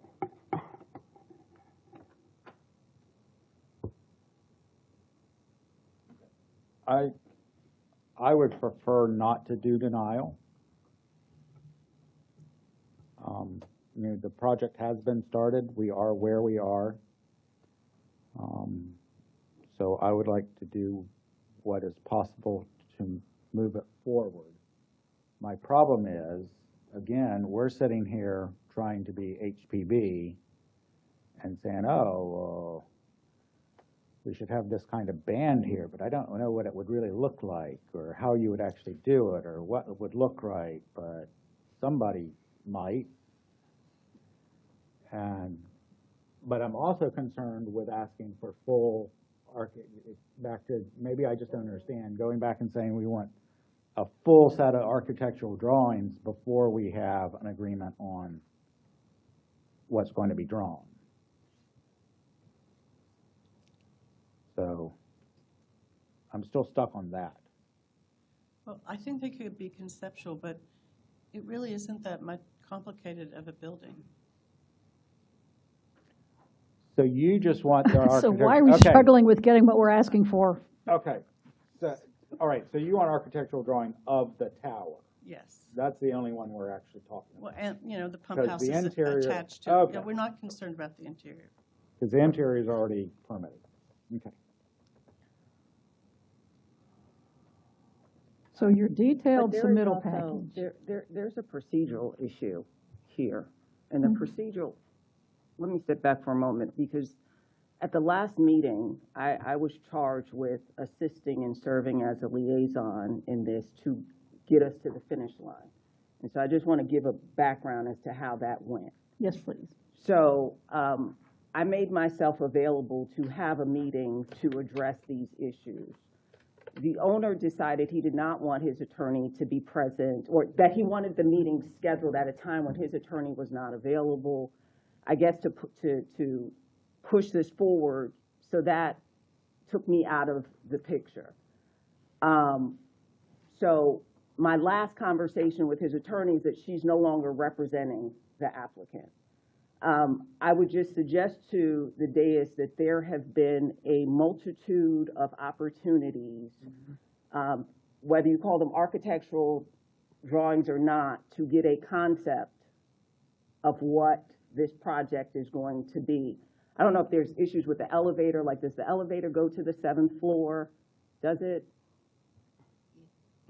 It does? Okay. But so there were some issues with the elevator. The COAs have now expired. So while I understand that it is the intent or desire not to throw the wrench, I don't want the dais to feel as though you're throwing the wrench in this process. I don't see how you vote on a design concept that HPV has never seen yet. I do not see procedurally with the COAs that have expired and a new drawings being presented. So those are the legal issues. I don't tell you how to vote. I'm just telling you what the legal issues are, the procedure issues here that I see. What C of As were approved and have expired? There was approval for additional windows on the east elevation there's a kind of a shorter portion of the building that you really can't see that would be added there. There was some modifications to the rear windows for fire code. There was earlier approval for the demolition of the pump house, and there was an earlier design where the pump house was still in place, and there was a different separate tower design, but that was long expired. Okay. All right. So any more questions for staff, or are we ready to hear from the applicant?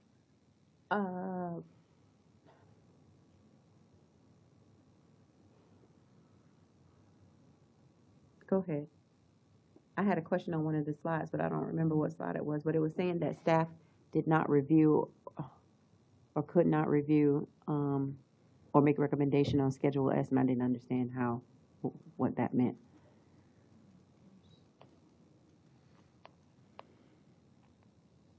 Nope. Nope.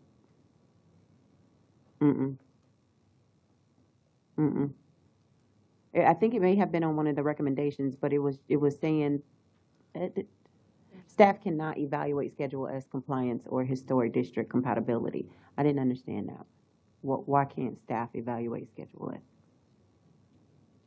Because it's incomplete. It's incomplete. Okay.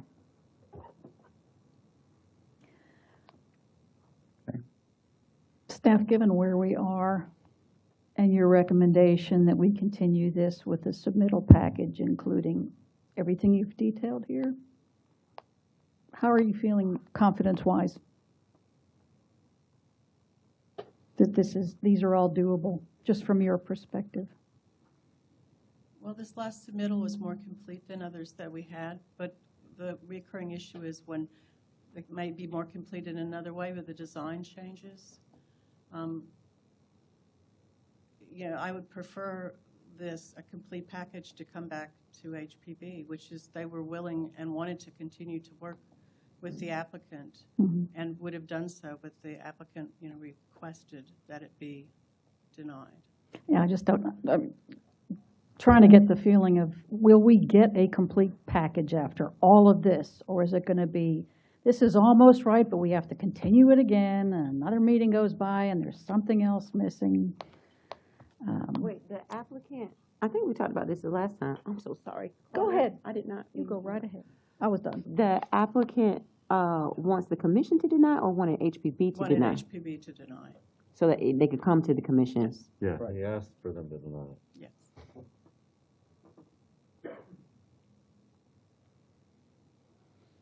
Okay, let's go ahead and have the applicant come up.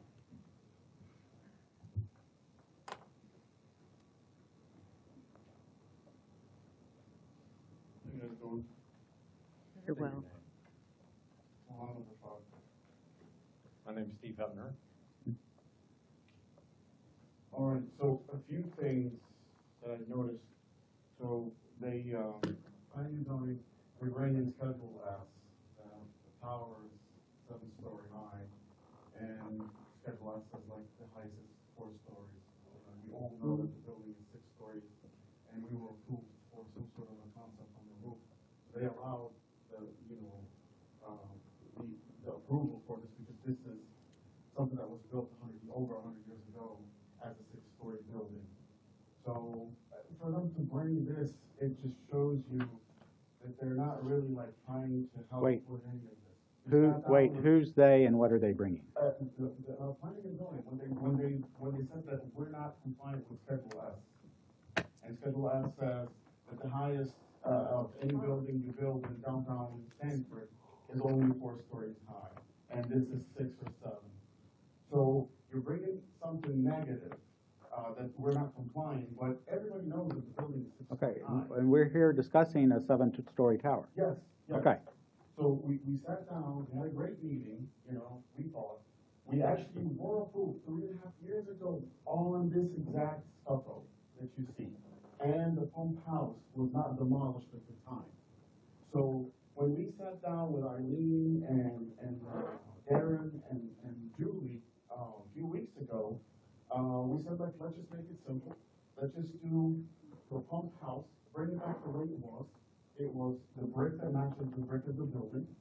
And then we were approved 3.5 years ago with HPV on this stucco 6-story, 7-story building that you see, stucco from all the sides. We actually, like last time when I was telling, the commissioners and the mayor that we've had approved plans. So we go and apply for a building permit, okay? So we submit all the plans. Day one, we knew that we needed an exterior staircase and an elevator.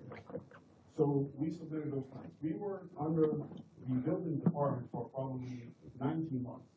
Then we went with the third party. So third party, actually, we have approved architectural plans and engineering plans. So That have a C of A? yeah. Because the CRA happened the very first thing. We've been approved 3.5 years ago. It was May 22nd, 22. But wasn't that interior though? No, that was the elevator itself. Those earlier COAs that have expired related to those building Exactly. permit plans that So we we're- talked to that had different elements in them.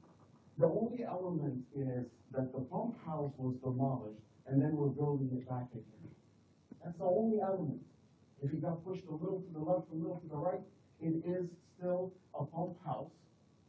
The whole elevator shaft is 9 by 9, 9 feet by 9 feet is the elevator, and 4 foot on the left, 4 foot on the right, and 4 foot in the rear for a staircase to go up on the exterior. And that's all was, asked by the fire marshal. I've seen people that were interested in this building, and they told me like, oh no, we have to run away because they didn't want us to use the interior elevator, the existing elevator, because it wasn't ADA compliant. And then they said that we needed an exterior staircase regardless because of residential. So, we could show you approved sealed plans with Universal Engineering and Science, 10 Okay. sheets, Where- S sheets. Where is the approved C of A that you say HPB said you could build just a flat stucco tower? That was obtained May 22nd, 2022. And with all due respect, that's the problem here. Like, why do we even have expired C of A? What's going to happen to the design that we got approved for 3 years ago? We're not, if there's an element that got introduced here or there, we're thinking this was engineered, we're thinking this was the building department, we're thinking this was the fire marshal. People far more, like basically HPV is basically like you're showing them a concept of what things could look like, but then the actual work and actual engineering is with the building department, or in our case with a third party engineering firm, which the city uses anyways. And they have approved. We have their seal on our elevator designs and engineering. Mayor, Our structural engineer is actually a threshold inspector as well. So it actually actually meets all the requirements because it's more than 4 stories high. This has been kind of like taking forever, and the reason why I came in front of you guys, because I can reason with you guys. I could have reasoned with HPB. And you tell me, why did they approve me 3.5 years ago, and all of a sudden, I am just like, anything I say, no, continue. They didn't even want to give me the nine. And that's because it was all a mistake in the beginning. Because when I got a building permit to demolish the pump room, I was looked at as the villain, the guy that works without a permit that was issued in error to demolish the pump room. We're building the pump room, you know, you guys have spent over $100,000 to connect this with the sewer line, you know. I have installed, you know, 2 recent interceptors for the first floor in you know, trying to help everybody, trying to get this building up and running. You know, this isn't anything big that I couldn't chew on, with all due respect, Commissioner. You know, let me work. You know, I have the material on site since March of last year. I have paid 70% deposit of the elevator, the Schindler's elevator, 3.5 years ago. Yeah. And it's just like the process takes forever. Every time you pass a hurdle, they catch you back. Oh, this expired. You gotta go in front of this. This expired. You gotta go in front of that. You know, you guys were like very gracious today, except, you know, giving everybody, you know, a leeway here, a leeway there. I am urging you to, you know, approve me. And if there's anything, I was even thinking like, you know, there's a new building that's right next to the coffee shop on 2nd Street that just came up. And they put like those veneer bricks. Was that something that would be more aesthetic for you? Because you guys live here. You guys, you know, good lawmakers. So would that something be acceptable for you? So if this side is brick veneer that matches the building, I'm willing to do whatever you guys want me to do, but we sat down, we thought we, you know, answered all the questions, you know. And I don't think, a brochure for the bricks.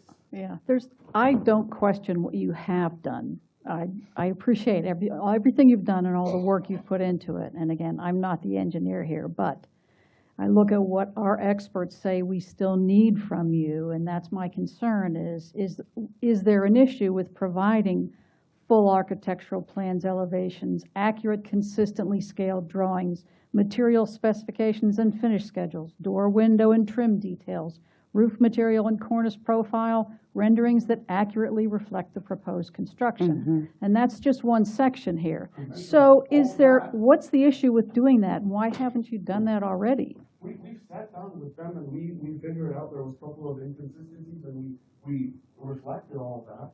Everything else, we have approved plans.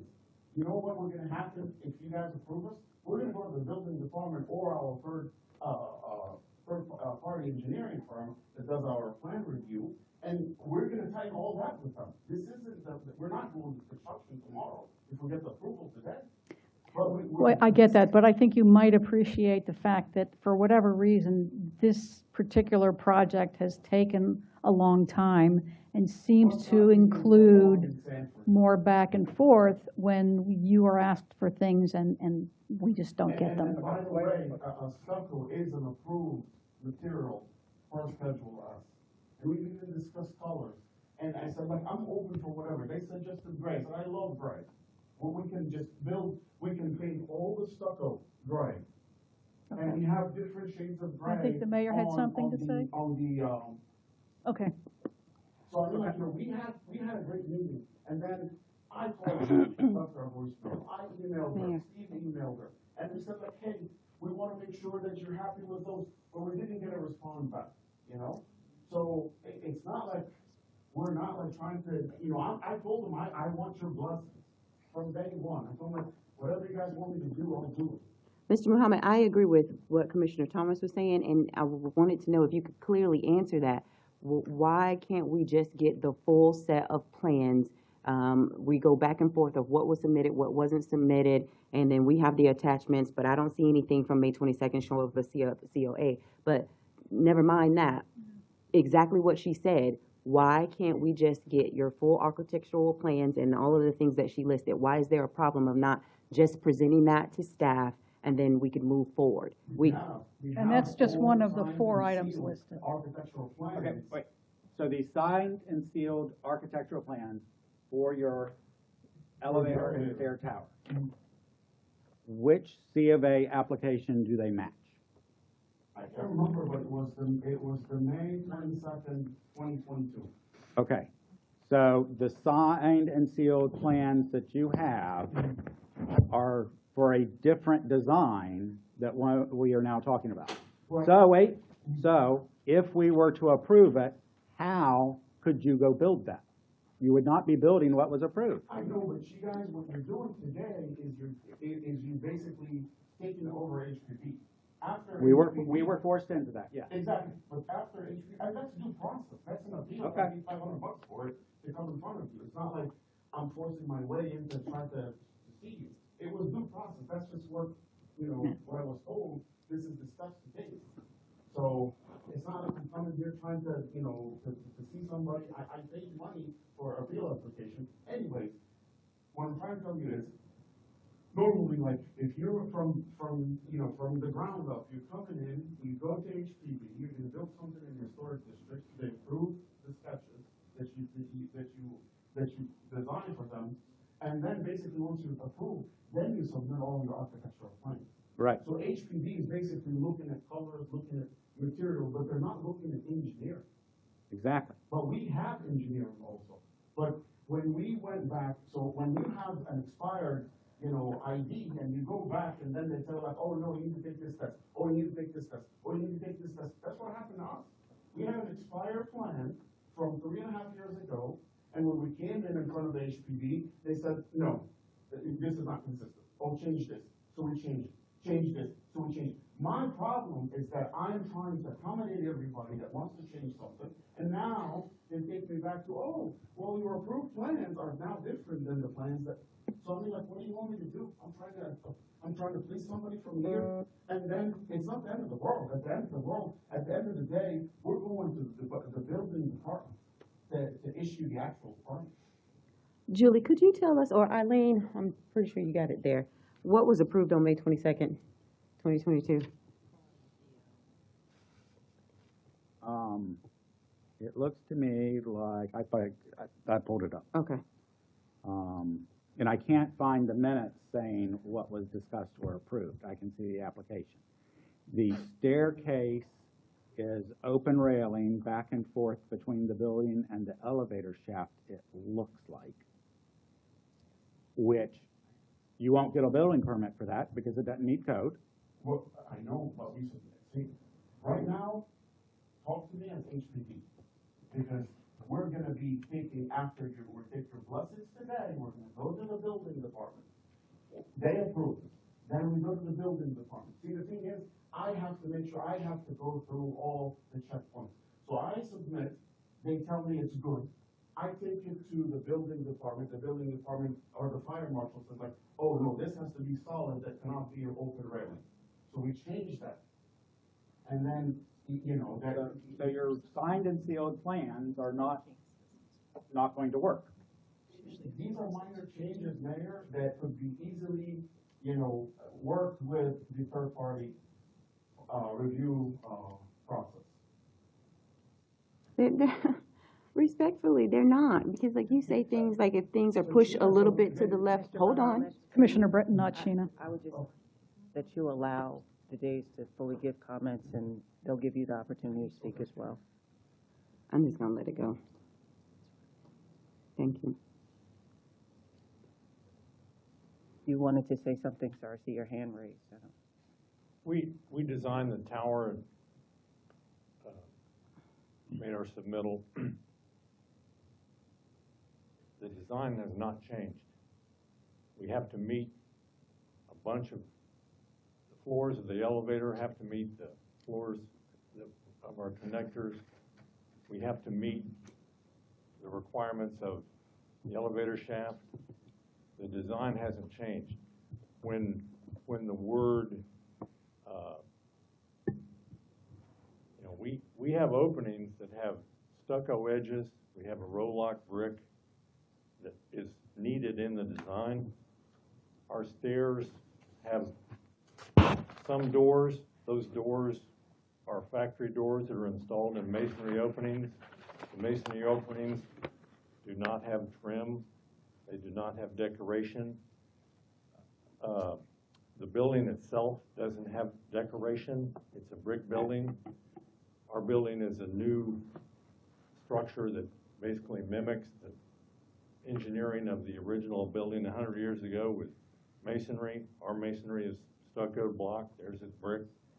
The design hasn't changed. We realized, and the fire department, although not denying them earlier, we had some things that had to be done. We had to have a second means of egress from the seventh level. We had to have that. But the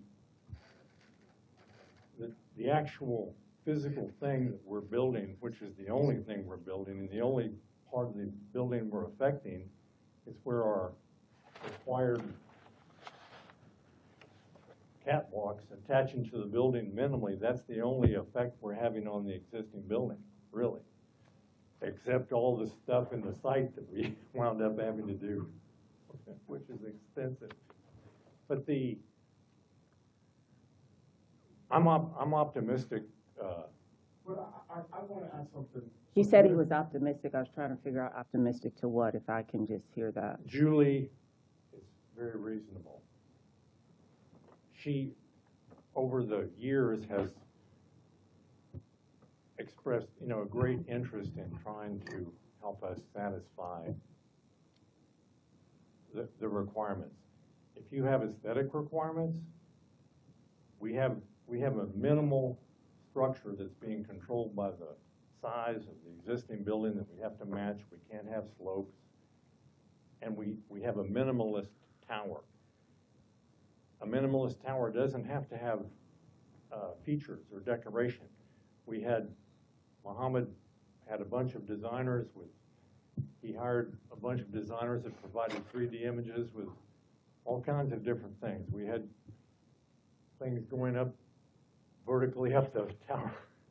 We've tried all these different things to comply with the aesthetic that maybe people would like to see or would like to see. I'm optimistic that we can either describe what we're doing and say there's no ornamentation here, there isn't needed. We don't want to have ornamentation. We're stopping the water from leaking here with proper construction. Our doors fit in masonry openings. Our windows are required around our stair tower. We meet fire codes. I mean, I'm optimistic that reasonable requests can be met. I mean, I'm happy with alternatives. Alternative number 3, of course, is the most attractive for us. Given your optimism, have you seen the 4 items under what would be the completed package to resubmit? And if so, do you have a problem with any of that? I was amazed. I don't know if you all were able to see this report that was put on the screen. I'd never seen that until we walked in here today. Well, that's something we requested. We're trying to work.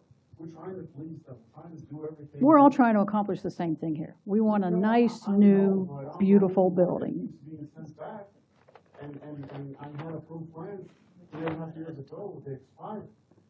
So, If we keep going back in time, Mohammed, we're just not going to get anywhere if we keep going back to what's already happened. I would love it if we could just say, day one, what do we need to do now to get this to work? I want to go back in time just once more. Oh, fine.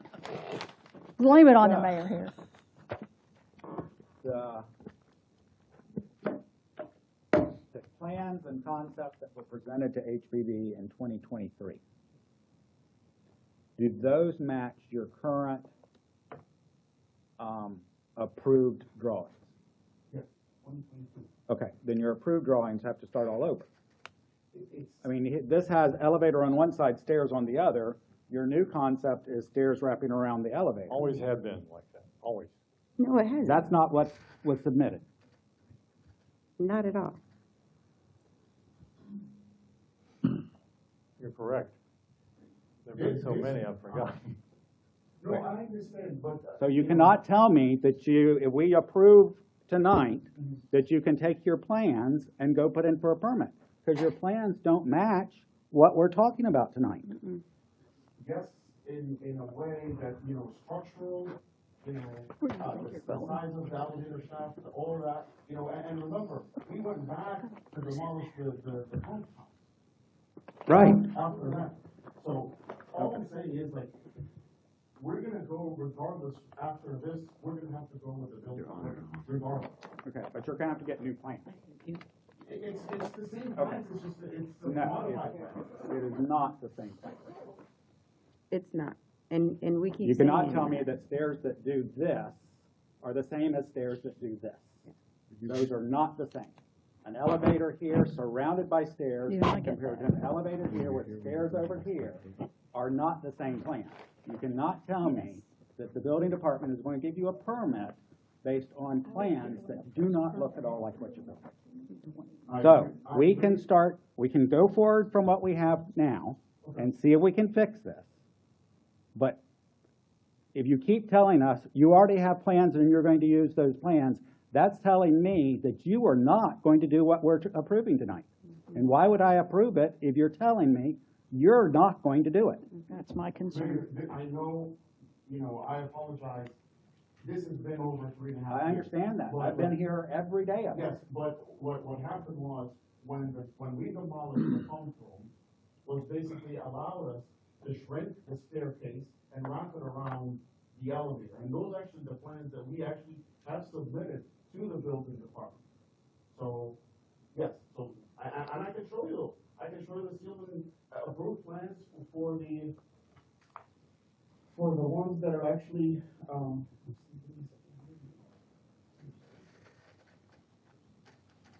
where's the one that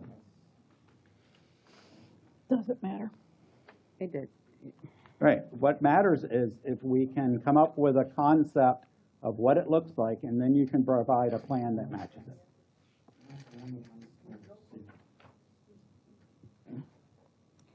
Again, this hasn't been presented to HPB. I'm not gonna pretend like I'm an architect and that I know Schedule S like the back of my hand. I'm looking at one set of plans that shows the staircase where the railing is exposed. This one shows that it's covered.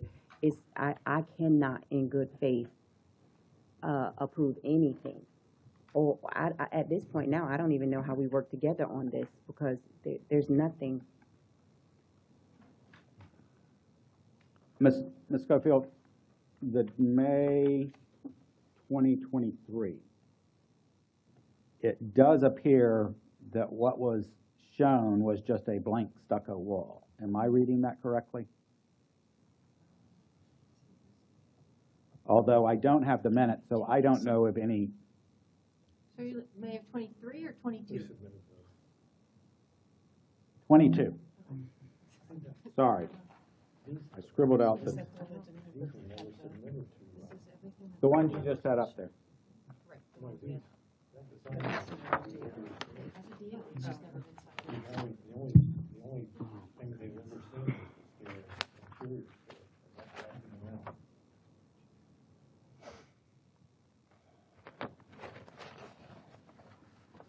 Mayor, I was mistaken when I said the design had changed. We did have those earlier designs with exterior stairs, but when we went with the third provider, they have reviewed and stamped the current plans with a few minor details, meaning. Okay, which are not the plans that would match the C of A from 22. It would not. Okay, so the plans that you want to build don't match the C of A you keep saying you want to go back to. So you can't do that.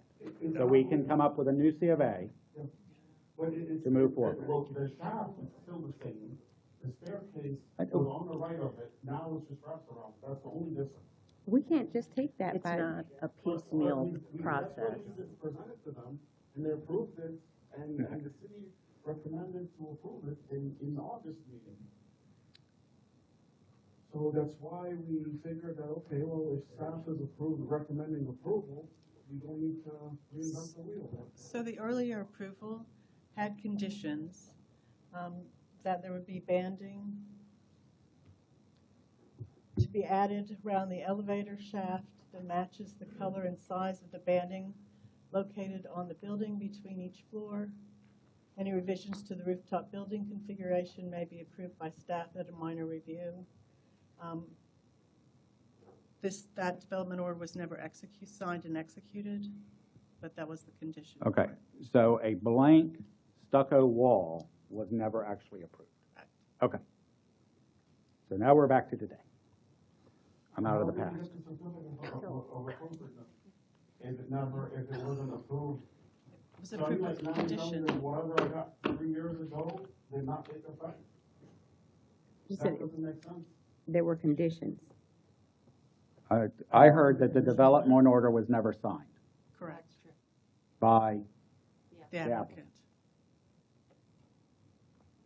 Did you sign the development order? Keep in mind, you're under oath. You take HPV, then you go to the building department. Okay. I don't know what. Ultimately, Mayor and the Commissioners, your decision is whether to uphold or deny the decision of HPB, which HPB's denial was based upon not having complete plans and understanding as to what was going to be built, and understanding as to the methodology and understanding as to the materials that were going to be used over several continuances. And I add that just because so that you understand what the process was. Or your decision is to override HPB's decision, finding that they were in compliance, that there is a full understanding of what is being built. There is a full understanding of concept, materials, all the things that staff has set forth for you, or continue it to see if the applicant can come into compliance, if that is your choice.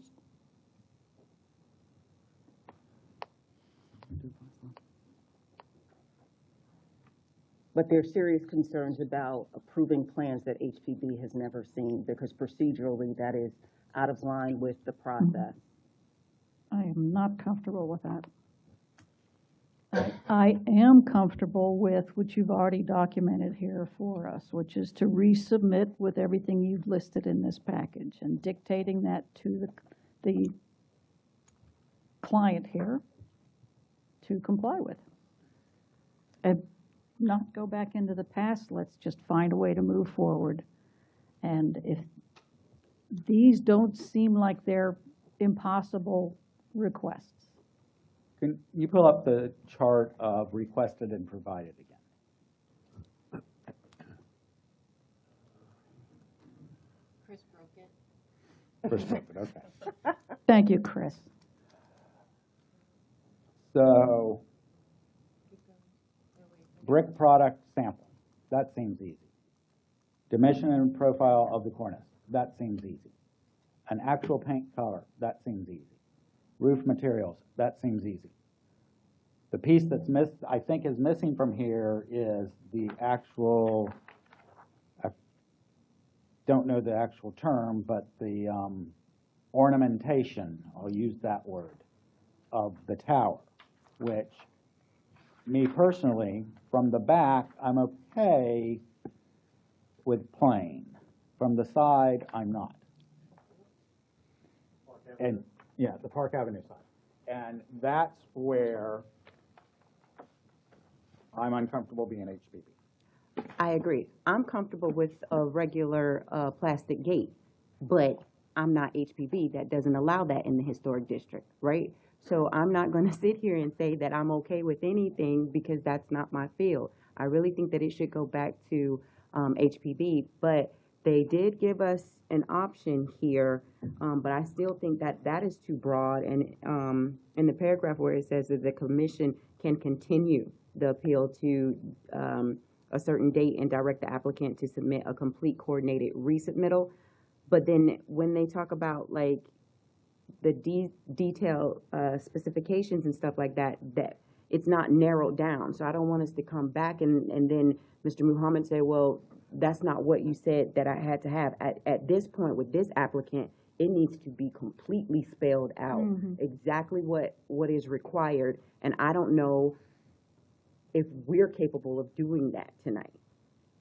Staff would literally have to direct us on everything, because like when they're talking about the tower, it says including but not limited to.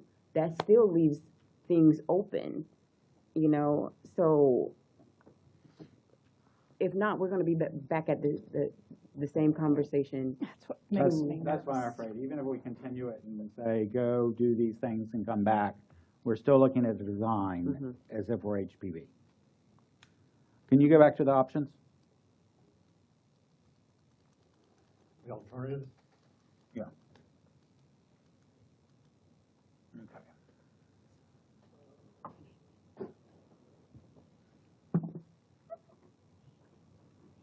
Yeah, and the alternative too, you've just summarized what you've put in more detail than what we're looking at. Is one of the alternatives to send it back to HPB? Well, upholding the denial would Send it back to trigger HPB, right. because he'd have to resubmit, knowing what needs to be included in that packet, because we've had those discussions. And then HPB would be able to look at these new submittals and plans and make a determination.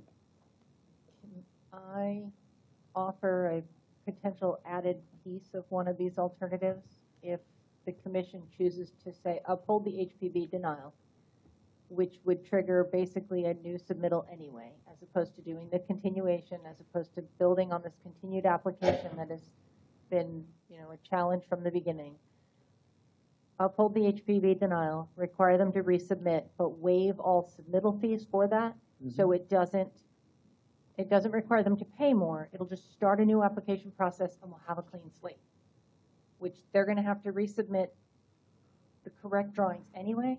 That way we have a new application. It's got all the right stuff from the start if they, you know, submit what they say they can submit. And then we waive, the commission waives the fee, so they're not paying that again as well. And it's cleaner, and it helps us get in a position of forget everything that's happened already. Let's just get this done for this guy so he can build his building. But they still need. They would still need to turn everything in. They need an understanding of what HPB will approve. Well, That has truly been set forth in many ways in the previous hearings.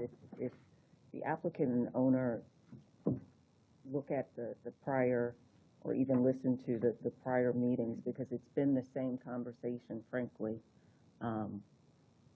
over and over again. Yeah, I'd like to think that Muhammad has been learning throughout this whole process and knows more than he did when he started, and might be in a better position to submit it more completely. can I ask a question? And I think I know the answer, but sometimes I don't.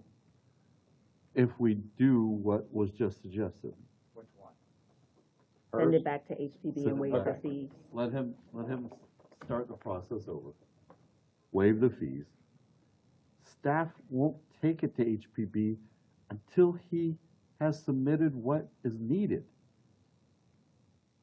Why can't that happen?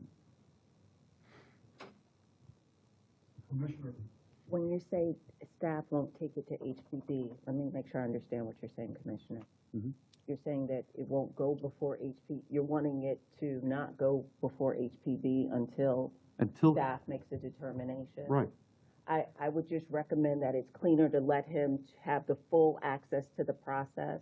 He has the right to submit his application. No, I agree. Right. I agree with all of that. Sorry to interrupt you. No, I'm no. just trying to cut the chase. Why does staff take it? Because they don't necessarily take it, but Okay. they have to send it. Okay. If the applicant wants it sent, they have to send it. Okay. well, Commissioner, can I answer a question? Basically, we submit to Julie, and Julie reviews it and puts the staff recommendation. Mhm. So from day one, it's been always like, I call Julie, tell Julie like, okay, how are we doing? Do we need to change anything? Do we need to modify anything? And then I got Julie's blessings before even going to HPV. You go to HPV and it's just basically an approval. And that's what I was trying to do. And you can ask her. That's every time I'm trying to get her blessing. Meaning, she is the officer Right. for historic preservation. Right. And she knows what would go and what not.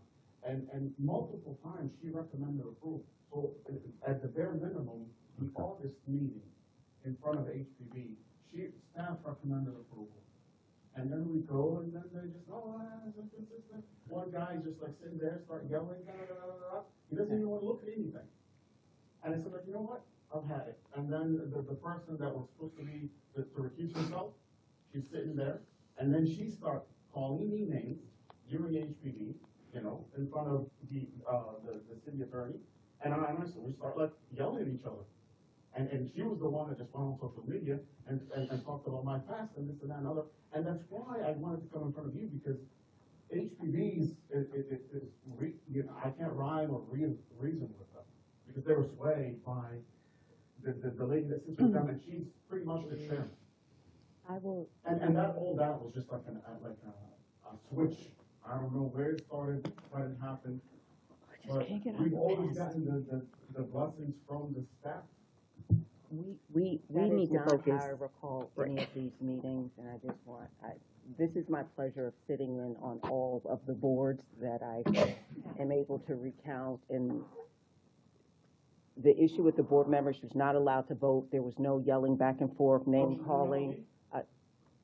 Keep in mind, we're all under Do oath you here. mean like cutting me off right now? No, it's not, but I'm just saying, like. Okay, thank you. I just wanted to add, so that was not how the meeting went, but at this juncture, I think it best for you and for the day is to figure out how we move forward. And I believe that's what you want to do. I don't recall staff giving you your blessings. There's always been issues of conditions. There's always been issues of asking for clarification. I've been sitting on the board since May, and that has been my experience with regard to this one application that has come before HPV since May. This is the only one where this has been the consistent issue, but let's move you forward. This is a very critical location and a very significant building, so we just want to make sure it's done right. The first floor is dependent on me. All these delays, I'm trying to help the first floor. You guys try to help the first floor, by helping me with the sanitary lines. I think we need to look at the bigger picture, you will be 100% knowing that everything is going to be approved by a higher, jurisdiction, which is the building department. That's who's going to issue the permit, And I'm open for suggestion. I'll schedule a meeting with them tomorrow. Tell me, like, what do you want? Eileen, Julie, is there anything else process-wise that, They gave you a list. So what's missing from the list? is there anything process-wise that you think could go better if we continue with this? Are we doing anything different between you and everybody else that is making things difficult for you, or is it going smoothly as far as communication goes? Are you getting too much of it, not enough? Can we help Mohammed help you guys with how it's been going in the past and what we might want to tweak there when it comes to communication and processes? Attorney Green. That was a long question. She offered to sit with him. Yeah, yeah. Which in itself is helpful. Okay. Again, I'm just trying to go forward here. You cannot take me to the past because I won't go there. It is not being passed until like 2 weeks later. So I happen to be in City Hall and I see Julie. I said, like, let's just sit down, let's see what we need to do. It's not like, because I don't want to take a. I'm ready to Let's vote. move it along. I'm ready to Still a vote. public hearing though, so I have to check to see if anybody else wishes to speak. So if y'all can go ahead and step back, please. This is a public hearing. Anyone else in the audience wish to speak to this item? Okay. Then I will close the public hearing. I think it is clear we want to make this happen. It is also clear we are uncomfortable making design decisions without HPB. So what is the commission's pleasure? In order to send it all the way back, we need to move to deny, and then I'm in favor of doing the waiving of the fee as recommended by staff. So I can do a motion for that, if that's the consensus. I second that. I mean, Okay. to be honest, I don't see a better option. Okay. I move to deny the appeal and uphold the Historic Preservation Board's denial development order number 25-27 for the certificate of appropriateness for 101 East First Street based on the continued lack of complete, coordinated, and reviewable plans, the outstanding building permit deficiencies, and the applicant's inability to provide sufficient architectural detail to demonstrate compliance with Schedule S and compatibility with the Downtown Commercial Historic District. I would like to add to the motion that the City of Sanford will waive all of the COA fees for the applicant of 101 East First Street. Second. Okay, is the C of A fee the only waivable fee at this point? Is there anything else that they would be responsible for this resubmittal? Not in the recording fee. Right, there'll be recording fees, potential attorney fees, things like that, but I don't know that, I mean, the only application fee that we have would be the C of A. They do have a site development permit. They have not made any progress on the site, and that will expire if they do not start work. But for now, they have a site development permit on site. When's it expire, sorry? It was issued in March. So, That's September. yes. However, I just looked at the application. It says it's good through March. So I don't know if something happened in September that I don't see. But right now, the expiration shown on the application is March. Okay. So for that would have whatever an reason, extension on it. we extended it to March. But if action doesn't occur and it doesn't start getting cleared inspections, the site development permit will expire. Okay, can that be extended again? I have to find out why the extra 6 months are there.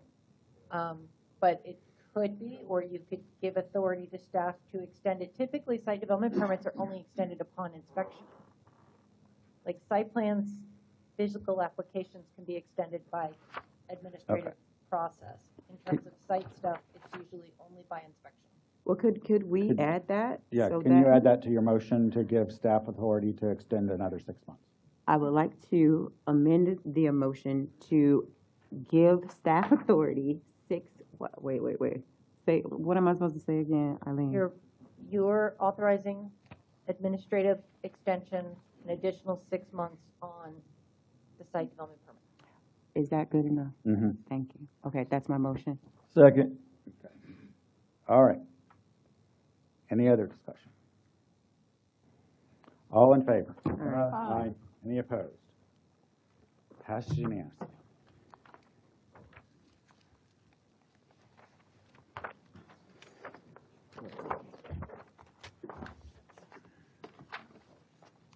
Okay, that brings us to citizen participation. I do have one request from Alex Vise. Here.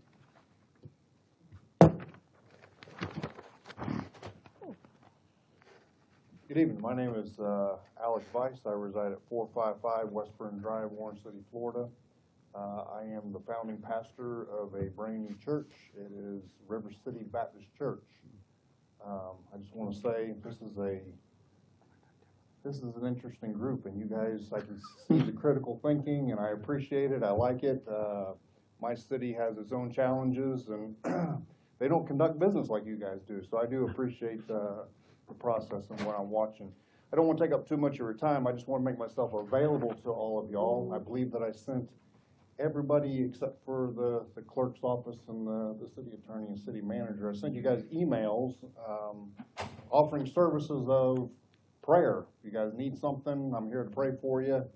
I've been meeting with some business owners in the city and just letting them know that I'm just here to pray for you, and if I can be an assistance to anybody, that's what I want to be. If you're asking, well, where is your church? Or how many members do you have? Right now, it's me and my wife. When I say it's a new church, it's in its infancy. It's a brand new baby. It's very delicate. I just plan on meeting with people, starting home Bible studies, or maybe a Bible study in the park, just trying to be a good witness for the Lord Jesus and help the city of Sanford. If I could give you some statistics of why a new church, all right? Well, most people say, well, there's a church on every corner. That may be true, but I would tell you this. I've done some demographic studies in Sanford. 55% of the population of Sanford has no religious affiliation. I'm going to let that sink in. 65,000 plus people, 55% no religious affiliation. Some of us like it that way. If you look at then the crime demographics, as religious affiliation goes down, the crime demographics go the other way. That's in any city that you look at across America. That's a problem, in my opinion. It's a spiritual problem. It's a spiritual darkness that people walk in. I don't mean to be preaching or a theological debate or anything like that. It's just that's what it is. Then you look at the people that do identify with religiousness, of course, all denominations and flavors. It's about 1.4% of that 45%. If you just do the numbers, that's not a very big number that considers themselves religiously affiliated. And I don't mean religious affiliated like, Bible thumper, you got to go to church Sunday morning, Sunday night, Wednesday. That's not what I'm talking about. I'm talking about, professing a faith.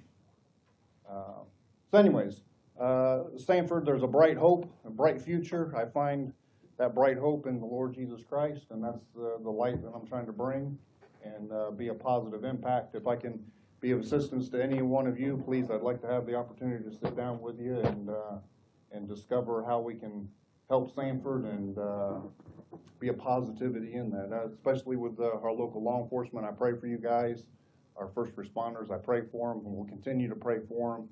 And if you have any questions, I'd be willing to answer them as best as I can. I don't have all the answers, don't presume to have all the answers, but I know the God that does have all the answers. So that's what my stance is. Okay? Okay, thank you. Thank you. God bless. You guys have a sir? Yes, sir. You guys have a good evening. God bless. Thank you. Attorney Green, we got this one by email. I knew that one was from you. I said, I knew that last one was from you. I was gonna tell him carry me. I was you spell it K-E-R-R. Okay, so we received a public comment by email that I will read. I do not know the context of it. This is essentially all of it. Unfortunately, I can't be a part of it. However, my one request is for a more North Florida model of English dominance for most of Central Florida, primarily here in Sanford, Florida, with less Spanish being heard. I read what they wrote.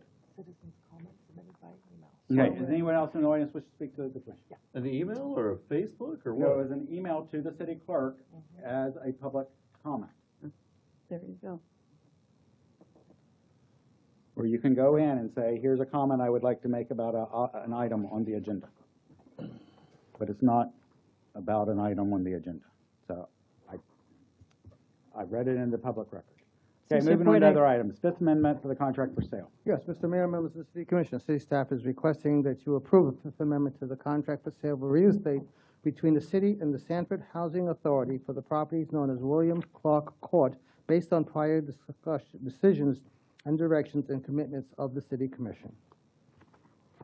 Questions or motion? Move to approve. Second. Motion and second. Any further discussion? All in favor? Aye. Any opposed? That's unanimously. Procurement of for Hartgrove Chemicals. Yes, Mr. Mayor, members of the City Commission, the city staff requests the City Commission approve procurement in the amount of $500,000 to Hartgrove Chemicals for polymer and gumula chemicals. Any questions or motion? Move to approve. Second. Any further discussion? All in favor? Aye. Any opposed? That's unanimously. Procurement from Odyssey Manufacturing. Yes, Mr. Mayor, members of the City Commission, city staff is requesting approval for procurement of liquid chlorine from Odyssey Manufacturing for the city's water and wastewater treatment facilities. Move to approve. Second. I'm sorry. Motion. Move to approve. Second. Any further discussion? All in favor? Aye. Any opposed? Passed unanimously. Procurement for asphalt paving services. Yes, Mr. Mayor, members of the City Commission, city staff is requesting City Commission approval of procurement for citywide rehab and full depth in the amount of $750,000 to asphalt paving services. Any questions or motion? Move to approve. Second. Any further discussion? All in favor? Aye. Any opposed? Passed unanimously. Procurement for Bar Environmental. Yes, Mr. Mayor, members of the City Commission, the city staff is requesting Commission approval. Remaining procurements to Bureau Environmental for critical repairs at a cost not to exceed an additional $1,626,642. Move to approve. Second. Any further discussion? All in favor? Aye. Procurement to Middlesex Paving. Yes, Mr. Mayor, members of the City Commission, city staff is requesting City Commission approve procurement for citywide resurfacing in an amount not to exceed $2.5 million to Middlesex Paving LLC. Move to approve. One of them is for full depth repaving, and one of them is for resurfacing. Okay, so you, Knew that question. Good question, Commissioner Bowman. One's repairs. I had the same question. okay. Second. Motion second. Any further discussion? All in favor? Aye. Aye. Any opposed? Passed unanimously. Procurement from Carr and Collier. Yes, Mr. Mayor, members of the City Commission, city staff is requesting Commission approve an award of a bid to Carr and Collier Inc. for sand filter replacement project in the amount of $3,661,287. I have a quick question. Does this remove those little discs? We love those biofilters. Okay. Questions or motion? Move to approve. Second. Any further discussion? All in favor? Aye. Any opposed? Passed unanimously. Resolution 3446. Yes, Mr. Mayor, members of the City Commission, city staff is requesting approval of Resolution 3446, amending the classification and pay plan. This request is to reclassify one full-time equivalent senior human resource analyst in the position in the Human Resource Department to a full-time human resource manager position in the Human Resource Department. The position would plan, coordinate, and direct administrative functions of the Human Resource/Risk Management Department. The fiscal impact for the remainder of the fiscal year for 2025-2026 is estimated to be $8,500. Has this already been budgeted for out of their budget? $8,500?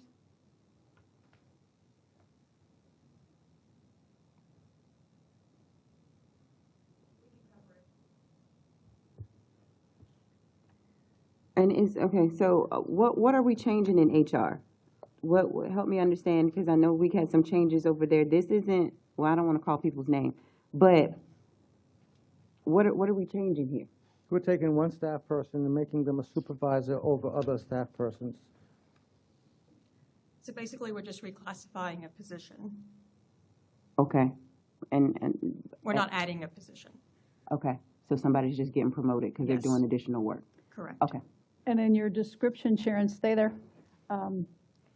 This might just be a typo, but it says it's changing from this position in the Human Resources Department to the manager position in the Human Resources/Risk Management Department. It's the same department. It's the same, okay.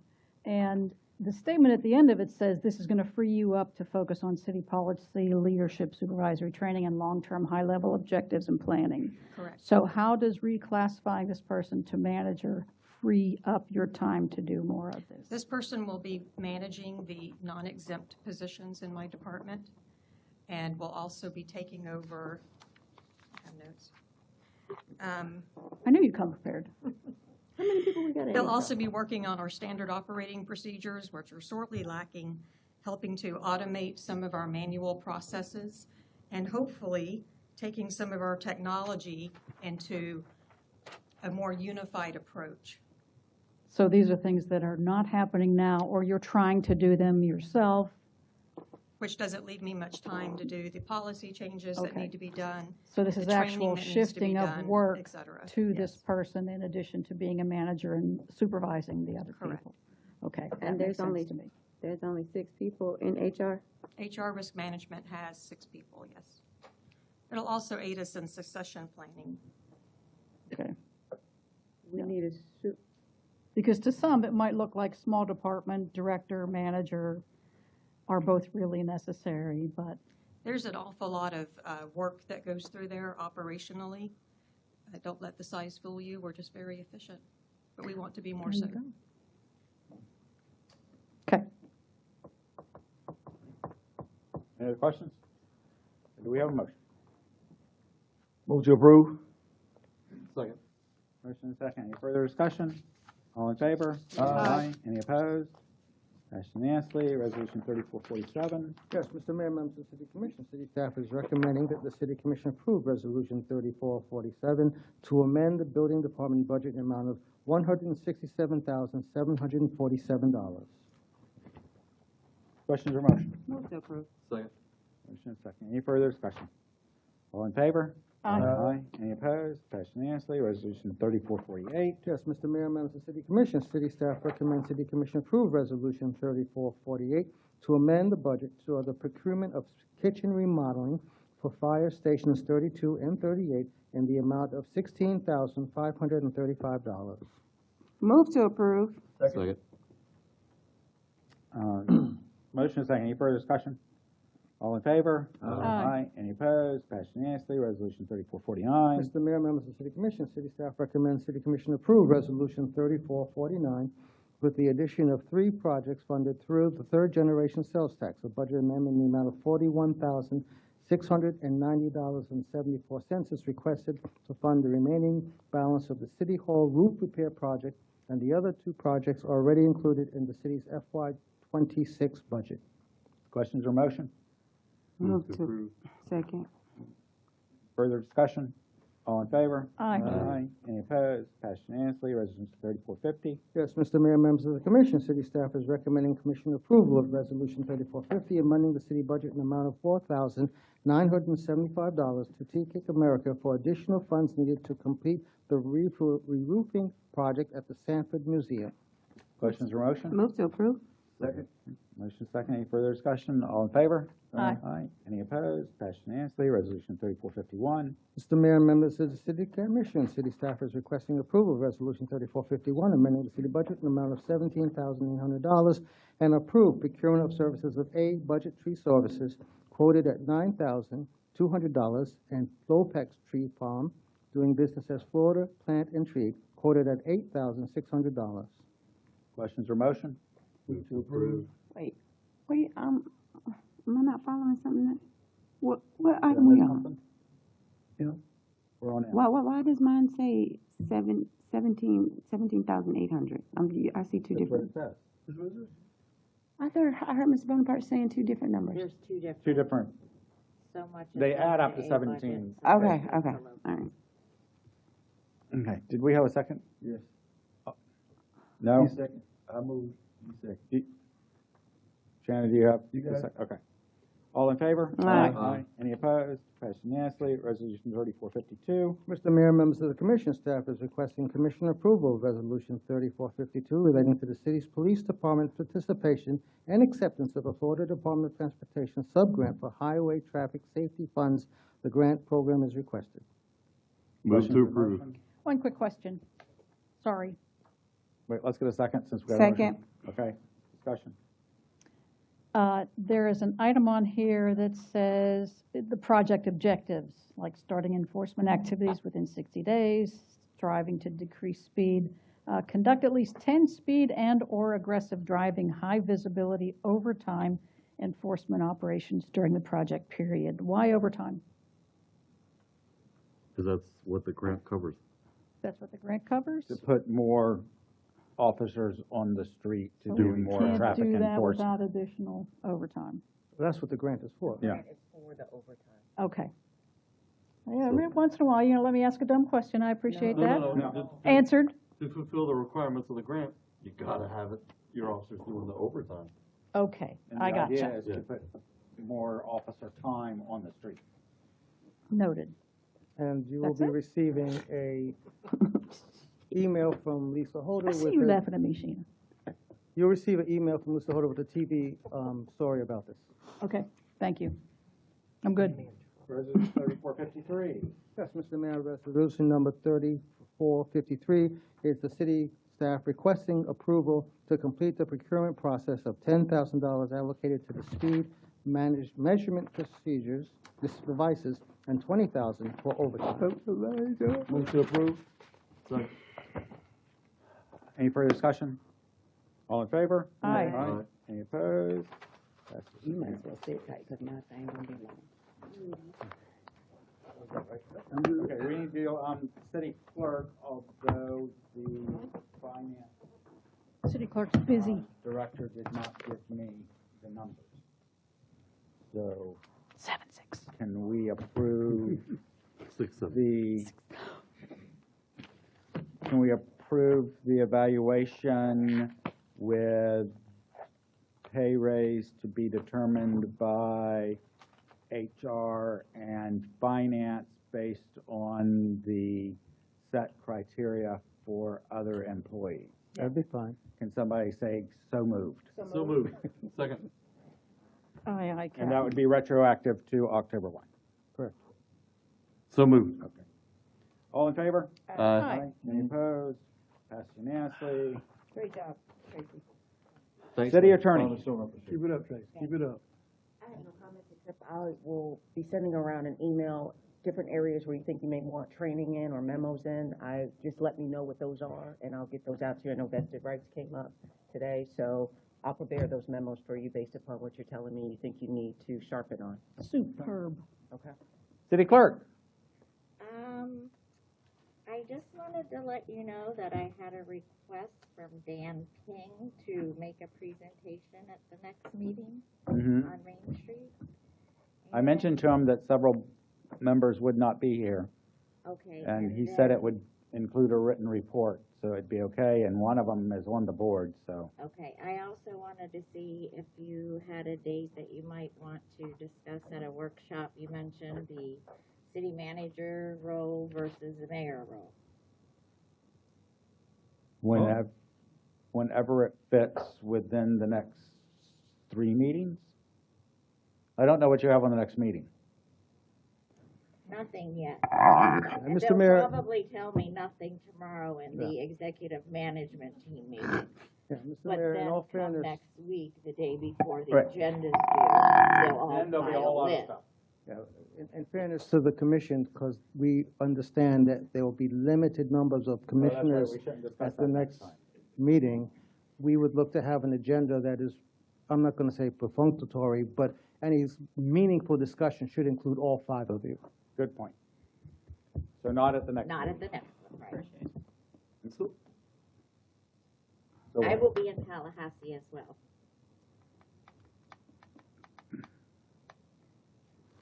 I'll wait till my turn. I'll wait till my turn. Okay. City manager's report. Only that I wish everybody the Happy New Year for 2026, and I also would like to again emphasize I'm looking forward to having the one-on-one meetings with all the members of the City Commission. All right, Commissioner Britton. Mayors, members of the commission, first, I'd like to say, the ethics training by Attorney Green was phenomenal. I have sat through, I don't know how many ethics trainings, and I was thinking about, anyway, it was informative, straight to the point, and we were able to get through that. And we learned a lot of things, even though I've sat through ethics training many times before, I learned some more things that I did not know. So great job, Attorney Green. Ms. Tashika Matthews, one of the parents of the Sanford Pop Warner cheer team, stated that the girls have gone to national championships in JV cheer year after year, and they wanted to know if they could be recognized at the city commission meeting. Probably not at the next one since we'll have limited staff, but I think that's a really good thing. We've acknowledged our boys. It's actually, I'm sorry, it's the girls, it's just the cheerleaders. Yeah. I know that. Oh, you said the boys. No, I'm I sorry. said we've acknowledged the Oh, boys when they yeah. win. Okay. We would like to, I think it would be nice if we acknowledge the girls Yes. in the JV cheer. So with some kind of proclamation or whatnot, and then, whenever that's available. First of February. Yeah, First meeting in that meeting, February. Are you going to get the information? Varsity and Uh-huh. JV. yeah. She sent me the, all of the information for the proclamation. Send it to me. Yeah, okay. At the last meeting, I talked about, let's be aware of the filming in the historic district. I was happy to see that there was letters left in my door, so I know that my neighbors received that, letting, neighbors know that filming will be taking place on certain streets. So whoever was responsible for that, thank you so much. On Marina Isle, behind the ALF, those lights along the waterfront, there's about 6 of them that are out. So if we can get staff to look at those, they're very noticeable. I don't know if we said that we were, the CRA was acknowledged at the CRA meeting, but to me, I think that it would be good if they were acknowledged at a city commission meeting for all that they have done. They handled a extremely large budget, was very instrumental in a lot of things that happened in the city of Sanford, and I think that those who were current sitting CRA members and those who are still here with us that were past CRA meeting members should be recognized publicly at a commission meeting. That's just one person's opinion. I have a meeting with Economic Development this week with Brady and Pamela, Mayor and City Commissioners. I'm just, the downtown area is looking really bad with the vacant buildings and the brown paper that is up, and the boarded up windows, and a lot is happening behind the scenes. So I have asked Mr. Bonaparte to schedule a series of meetings with not only economic development but Eileen Henson and Tony Raimondo. This is funny, but it's not really funny. I think that we should have an active shooter fire drill, active shooter drill or a fire drill for the city commission. I mean, we deny people, sometimes we shut down $1 million projects. And I'm not saying that gives people any right to come in here and act up, but I think that we're in the day and time where, mental health is just, it's not stable. So if we could just do one, we don't have to schedule it soon, but we need to prepare ourselves if something happens on how we should exit the building, if we should go underneath the desk, the dais, or whatever. I don't know if we need to have that publicly, because then you're giving everybody, a view of what we're going to do. But I just think that that's something that's very important. And then my last thing is I wanted to make a correction, because when the chief gave his presentation about one of the police officers, I said, well, why didn't finance catch it? And I want to clarify that was not a finance issue, and apologize to the finance department. Finance was the department that actually caught it. So I just wanted to make sure that I corrected that. Oh, and I do have another note.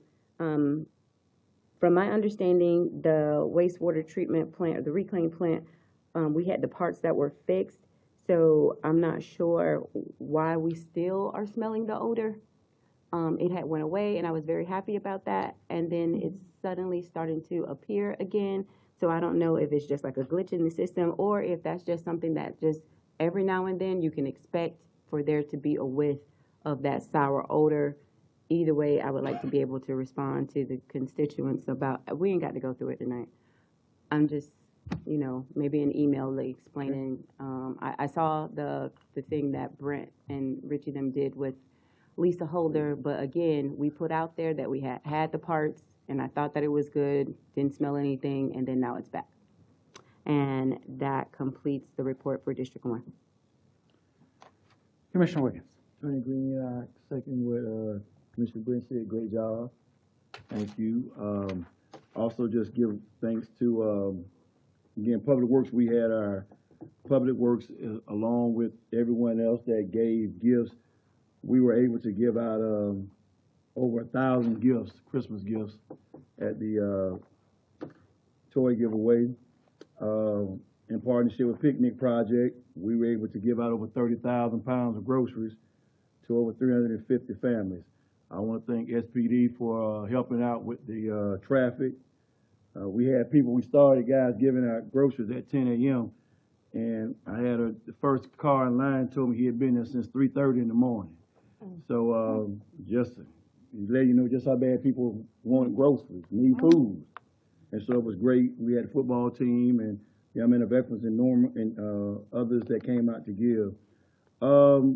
This upcoming weekend, MLK festivities, you can go to their website because I don't know the exact time for all the events, but the oratorical contest is Friday, the banquet is Saturday, the faith service is on Sunday, I know at 3 at St. Paul, and then MLK parade is Monday. So if you guys are not doing anything, come on out. The 22nd, next Thursday, I'll be having my meeting again. We're back on the 4th Thursdays at 6 p.m. Food giveaway will be the 23rd at Dr. George Stark Park. So look forward. Please spread the word. If you know anybody that needs assistance or help, we're here to help them. Thank you, sir. Did Parks and Recreation do the MLK parade? No. Are they responsible for the cars and stuff? Okay, does anybody know who I need to talk to? I didn't know this year, the parade is on my birthday, so I will not be here. So that's one less car. I don't remember getting any. Parade to your house for your birthday. I don't remember getting any invite. Communication. I didn't get any So either. I thought we did it every year. I know, but usually there's no Usually, communication. yeah. I'll tell Mr. Bentley so Yeah. he can contact us. Okay. All right. Huh? See, I guess you Well, figured that until you she know said that. something that didn't occur to me, I was just gonna show up. Yeah. Pat, show up, man. Then you can ride with me if you want to. Pat, Commissioner Austin. Why aren't you walking it? You find me funny, you know, I had surgery. He was walking. I heard he was walking. Oh, my God. Commissioner Yeah, Austin. go ahead and let him talk so we can get out of here. Yes. Any of us are interested in? Well, I gotta listen to all y'all's garble. First of all, Commissioner Britton brought up downtown. I think 1792 is a disgrace. We had made some progress a couple years back. It seems like we're going backwards. We have a lot of empty businesses. We have a lot of empty lots. We are not fulfilling the mission of getting people to invest in this city and to help get projects done. I believe the hoped-for project at the former patio grill, from what I understand, is dead in the water. The fine folks from Don Julio's had purchased it and hoped to open there. They were scared away by our wonderful oil and grease program, and I understand they're not coming back. That's a huge loss. He also was interested in the Wing House place and walked away from that as well. That's just one example of how that grease program is slowly eroding any progress we're making in the city. And it applies to downtown, as you've heard over and over. The mall project seems to be off the ground and running. Kudos to our economic development team on that. I would like to see some effort made towards the 1792 area and downtown area, as Commissioner Britton mentioned. I also think perhaps it's time for the city to consider creating a team that helps get some of these projects done. And I could sit up here tonight and point out a lot of different projects that are just, for whatever reason, not moving forward. And that, you know, yeah, we can say it's their fault, it's their fault, it's their fault, it's their fault. But what are we doing? What are we doing to encourage, to help, to move along? these projects. So that's a concern I have. And it's a recommendation I have of maybe using some staff to start evaluating these situations and seeing if we can bring some people back to the table. We need a tiger team. I'm sorry? We need a tiger team. There you go. The second issue is, as I mentioned previously, I'm now on the Rescue Outreach Mission Board. We have a major fundraiser coming up. I'm curious, I remember in the past the city donated money every year to ROM. Are we still doing that? There's $25,000 in the budget. Okay. We're still doing that? For the current year, there's $25,000 in the budget. All right. So that'd be 2 years in a row we've done that. Okay. And I give them $1,000 every year. Okay. Well, for the sponsorship for this event, I was hoping to get the city to be a sponsor. So I will donate money out of my funds unless anybody wants to team up with me for a public purpose. How much? There's many different levels here.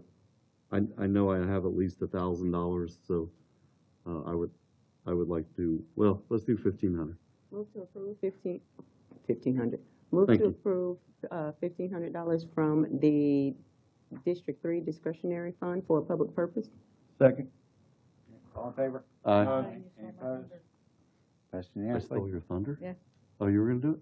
No, not exactly that, but go ahead. You can get more money. All right, I'll do it now. 1,000 more from District 4. What? And I'll tell you why. Okay.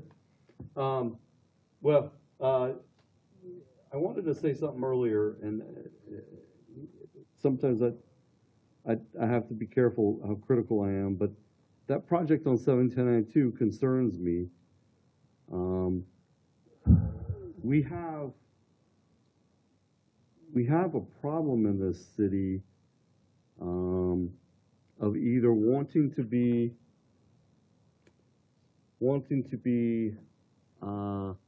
an up-and-coming city, or do we want to be a city that has all the services for the county and brings in some definite people needing help, but we also bring in some issues.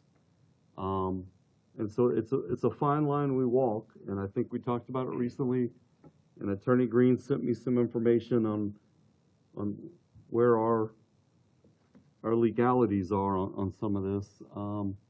But again, 1792 is going to be a spot where a lot of people are coming in for services by foot, by bike, by any means necessary.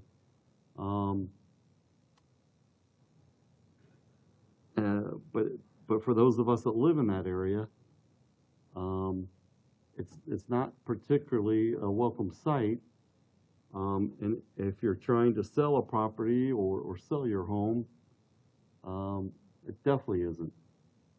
Many times I've caught campers just at, is it the North Seminole Family Practice?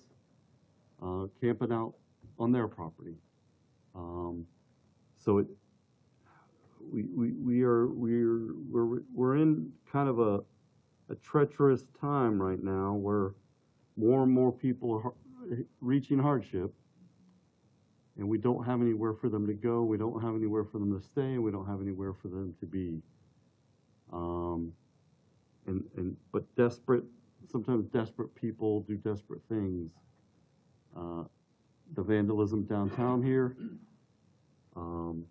there's other vandalism that's occurred across the city.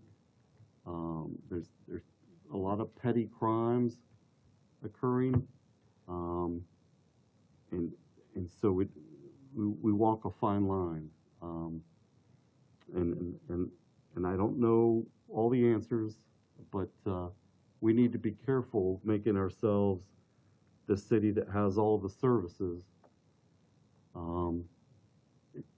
and the city that wants to have all these new businesses invest in us, and our city prosper.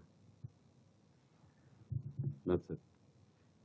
Commissioner, I will get with the clerk and we will schedule a time for the commission to look at options for the current grease trap ordinances and see how you may want to modify them. Okay.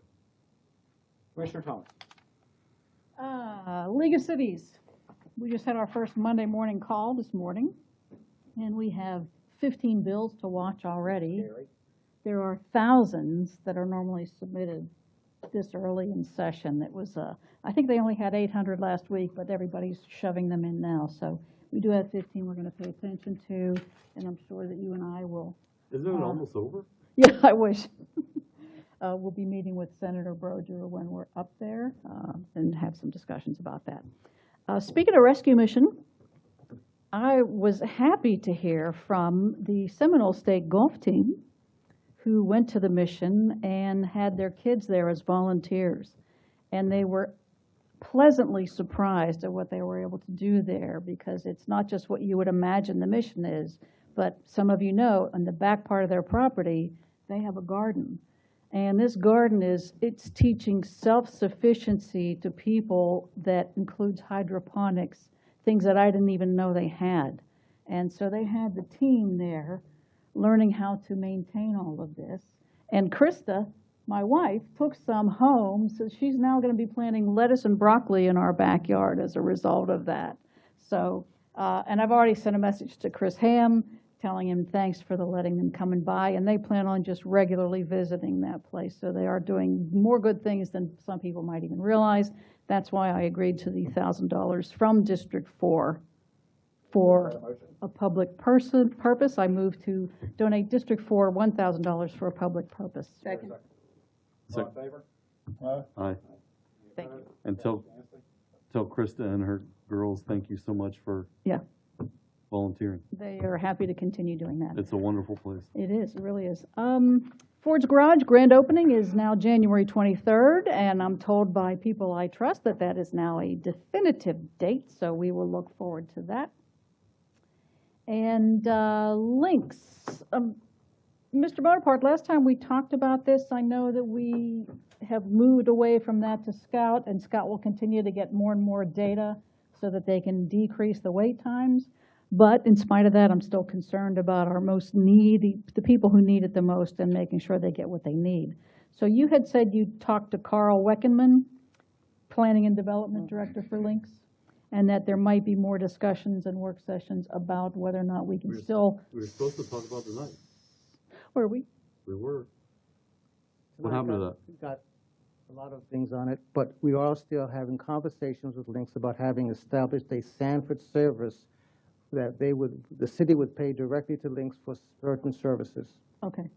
I spoke to them last week because I didn't understand why we weren't making any progress. Mm-hmm. So I spoke to them personally last week. Good. I have asked for numbers for is it the 46 West? 46 East? Yeah. The unfortunate part is that the county is still paying for Links to go into Altamont Springs. Yeah, they've got, I think, 4 routes they're Yeah. continuing. Yeah, but they decided not to pay for any more routes into Sanford. Mm-hmm. I know you're promoting Scout, and I'm hopeful Scout works. I'm not against. Right. But I'm transitionally, at least. I'm really not happy with how the county did this. I'm not happy with how they handled it. And I'm not happy how they've disenfranchised our citizens once again. And so the unfortunate part is for us to pay to have Links come all the way into Sanford now is going to be costly because we're going to be paying the bulk of the cost. That we weren't paying before. Right. I agree with you on that, because I've had numerous citizens reach out to me, you know, in my area, how they're losing out on transportation. Yeah. It was a horrible decision, and I've had people in Sanford tell me how awful Scout is. Their initial experiences are, maybe it because will of the wait improve. times. It will Yeah. improve, but yeah, I think we should have And- extended and also the cost. transitional period and keep links Yeah. in place until Yes. they have enough data Yes. and enough vehicles and some solid routes that say you are not going to wait if you're going to school and you have to be there on time, et Now, cetera. the problem is that they're already ripping out the old bus stations, the bus stops. And so if we don't move fast, that cost is gonna be incurred Good as point. well. Good point. The other part that really frustrates me is that the people who the majority of people that use Sunrail are also public transit needy for the rest of the trip. Sunrail doesn't get them to their house or to the plaza or to the health department or many other places they want to go. That's where Lynx was filling the gap. So it almost makes our Sunrail station useless. Yep, Almost any of them useless. So the last thing I'll say is the trolley that we pay for. I know we don't pay a lot, but there may be some discussion we need to have as to whether maybe the trolley substitutes what Lynx was doing here in the city. No? Okay, well, like I That's supposed said, to be one of our amenities, not a, you Just know. required transportation. Yeah. got a lot of people that need help. yeah. Well, we Yeah, I need know, something. but not that way. Well, it's kind of useless. We It's- don't want Sunrail to lose so much business that they stop running. Right. It's kind of silly for us to pay for a trolley and for a Lynx service, in my opinion. So that these are discussions we're going to need to have. But I don't know how much we're paying for the trolley. I don't think it's substantial, but maybe I'm wrong. Do you recall? Couple $100,000, I think. Is it? Okay, then it's I more than I think, thought. but I may not. Okay. I'm guessing at that. But let's do Brady's something. shaking his head, yes. What? 240. 240. Okay, I did remember. How about that? But Okay, well, this But is it all needs to be part of, timely. Discussion. discussion. And, because I had talked to the city manager also about, if we're not doing something where we're bringing Lynx back, the money that we were originally budgeting to give Lynx, can we somehow use to subsidize, Scout for our residents? yeah, but apparently we can't get any answers of what that money was going towards, and that really frustrates me. But and it wasn't much money. What was it? 90,000. 90,000. Yeah. Okay. So let's make something happen. Are you done? Yes. Okay. Lastly, I think,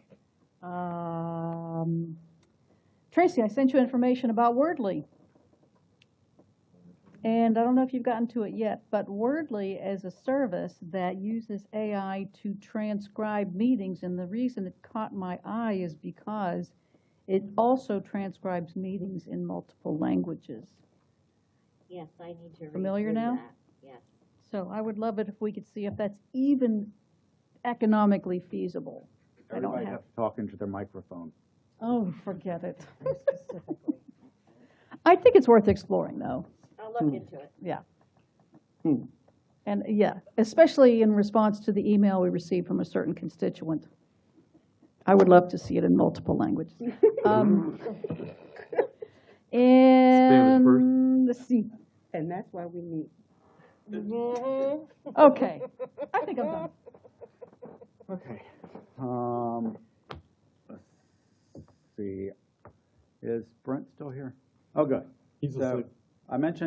I talked to the chief about some things with golf carts. One of the things that I think will be an easy improvement is we have signs along streets that you cannot drive a golf cart on that say golf cart sharing road, where those signs should probably say golf carts crossing road. And put those on the streets that we have crossings, but you can't drive on. I started talking to the chief about some other options, about some other things, and we'll continue that with him. We are trying to get both the parking map and the golf cart map on Sanford Connect, because I just happened to be playing on my phone, and I looked, well, can you pull it up on here? And it's not easy to, so Lisa's going to look into that. We talked about Scout. Lots of us going to Tallahassee in 2 weeks. So good luck. Community guard. I forgot. Community guard. Yeah, I got it. Next, at the next meeting, we are doing a proclamation for Janine Taylor. Just want to mention that for those of y'all that won't be here.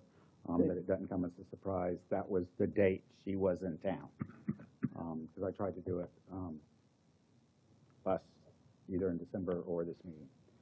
And then last thing, tomorrow at 4:30, we are doing ribbon cutting for the Georgetown Garden, which is a project of the CDBG program, the Sanford Cultural Guild, and Hopper Academy.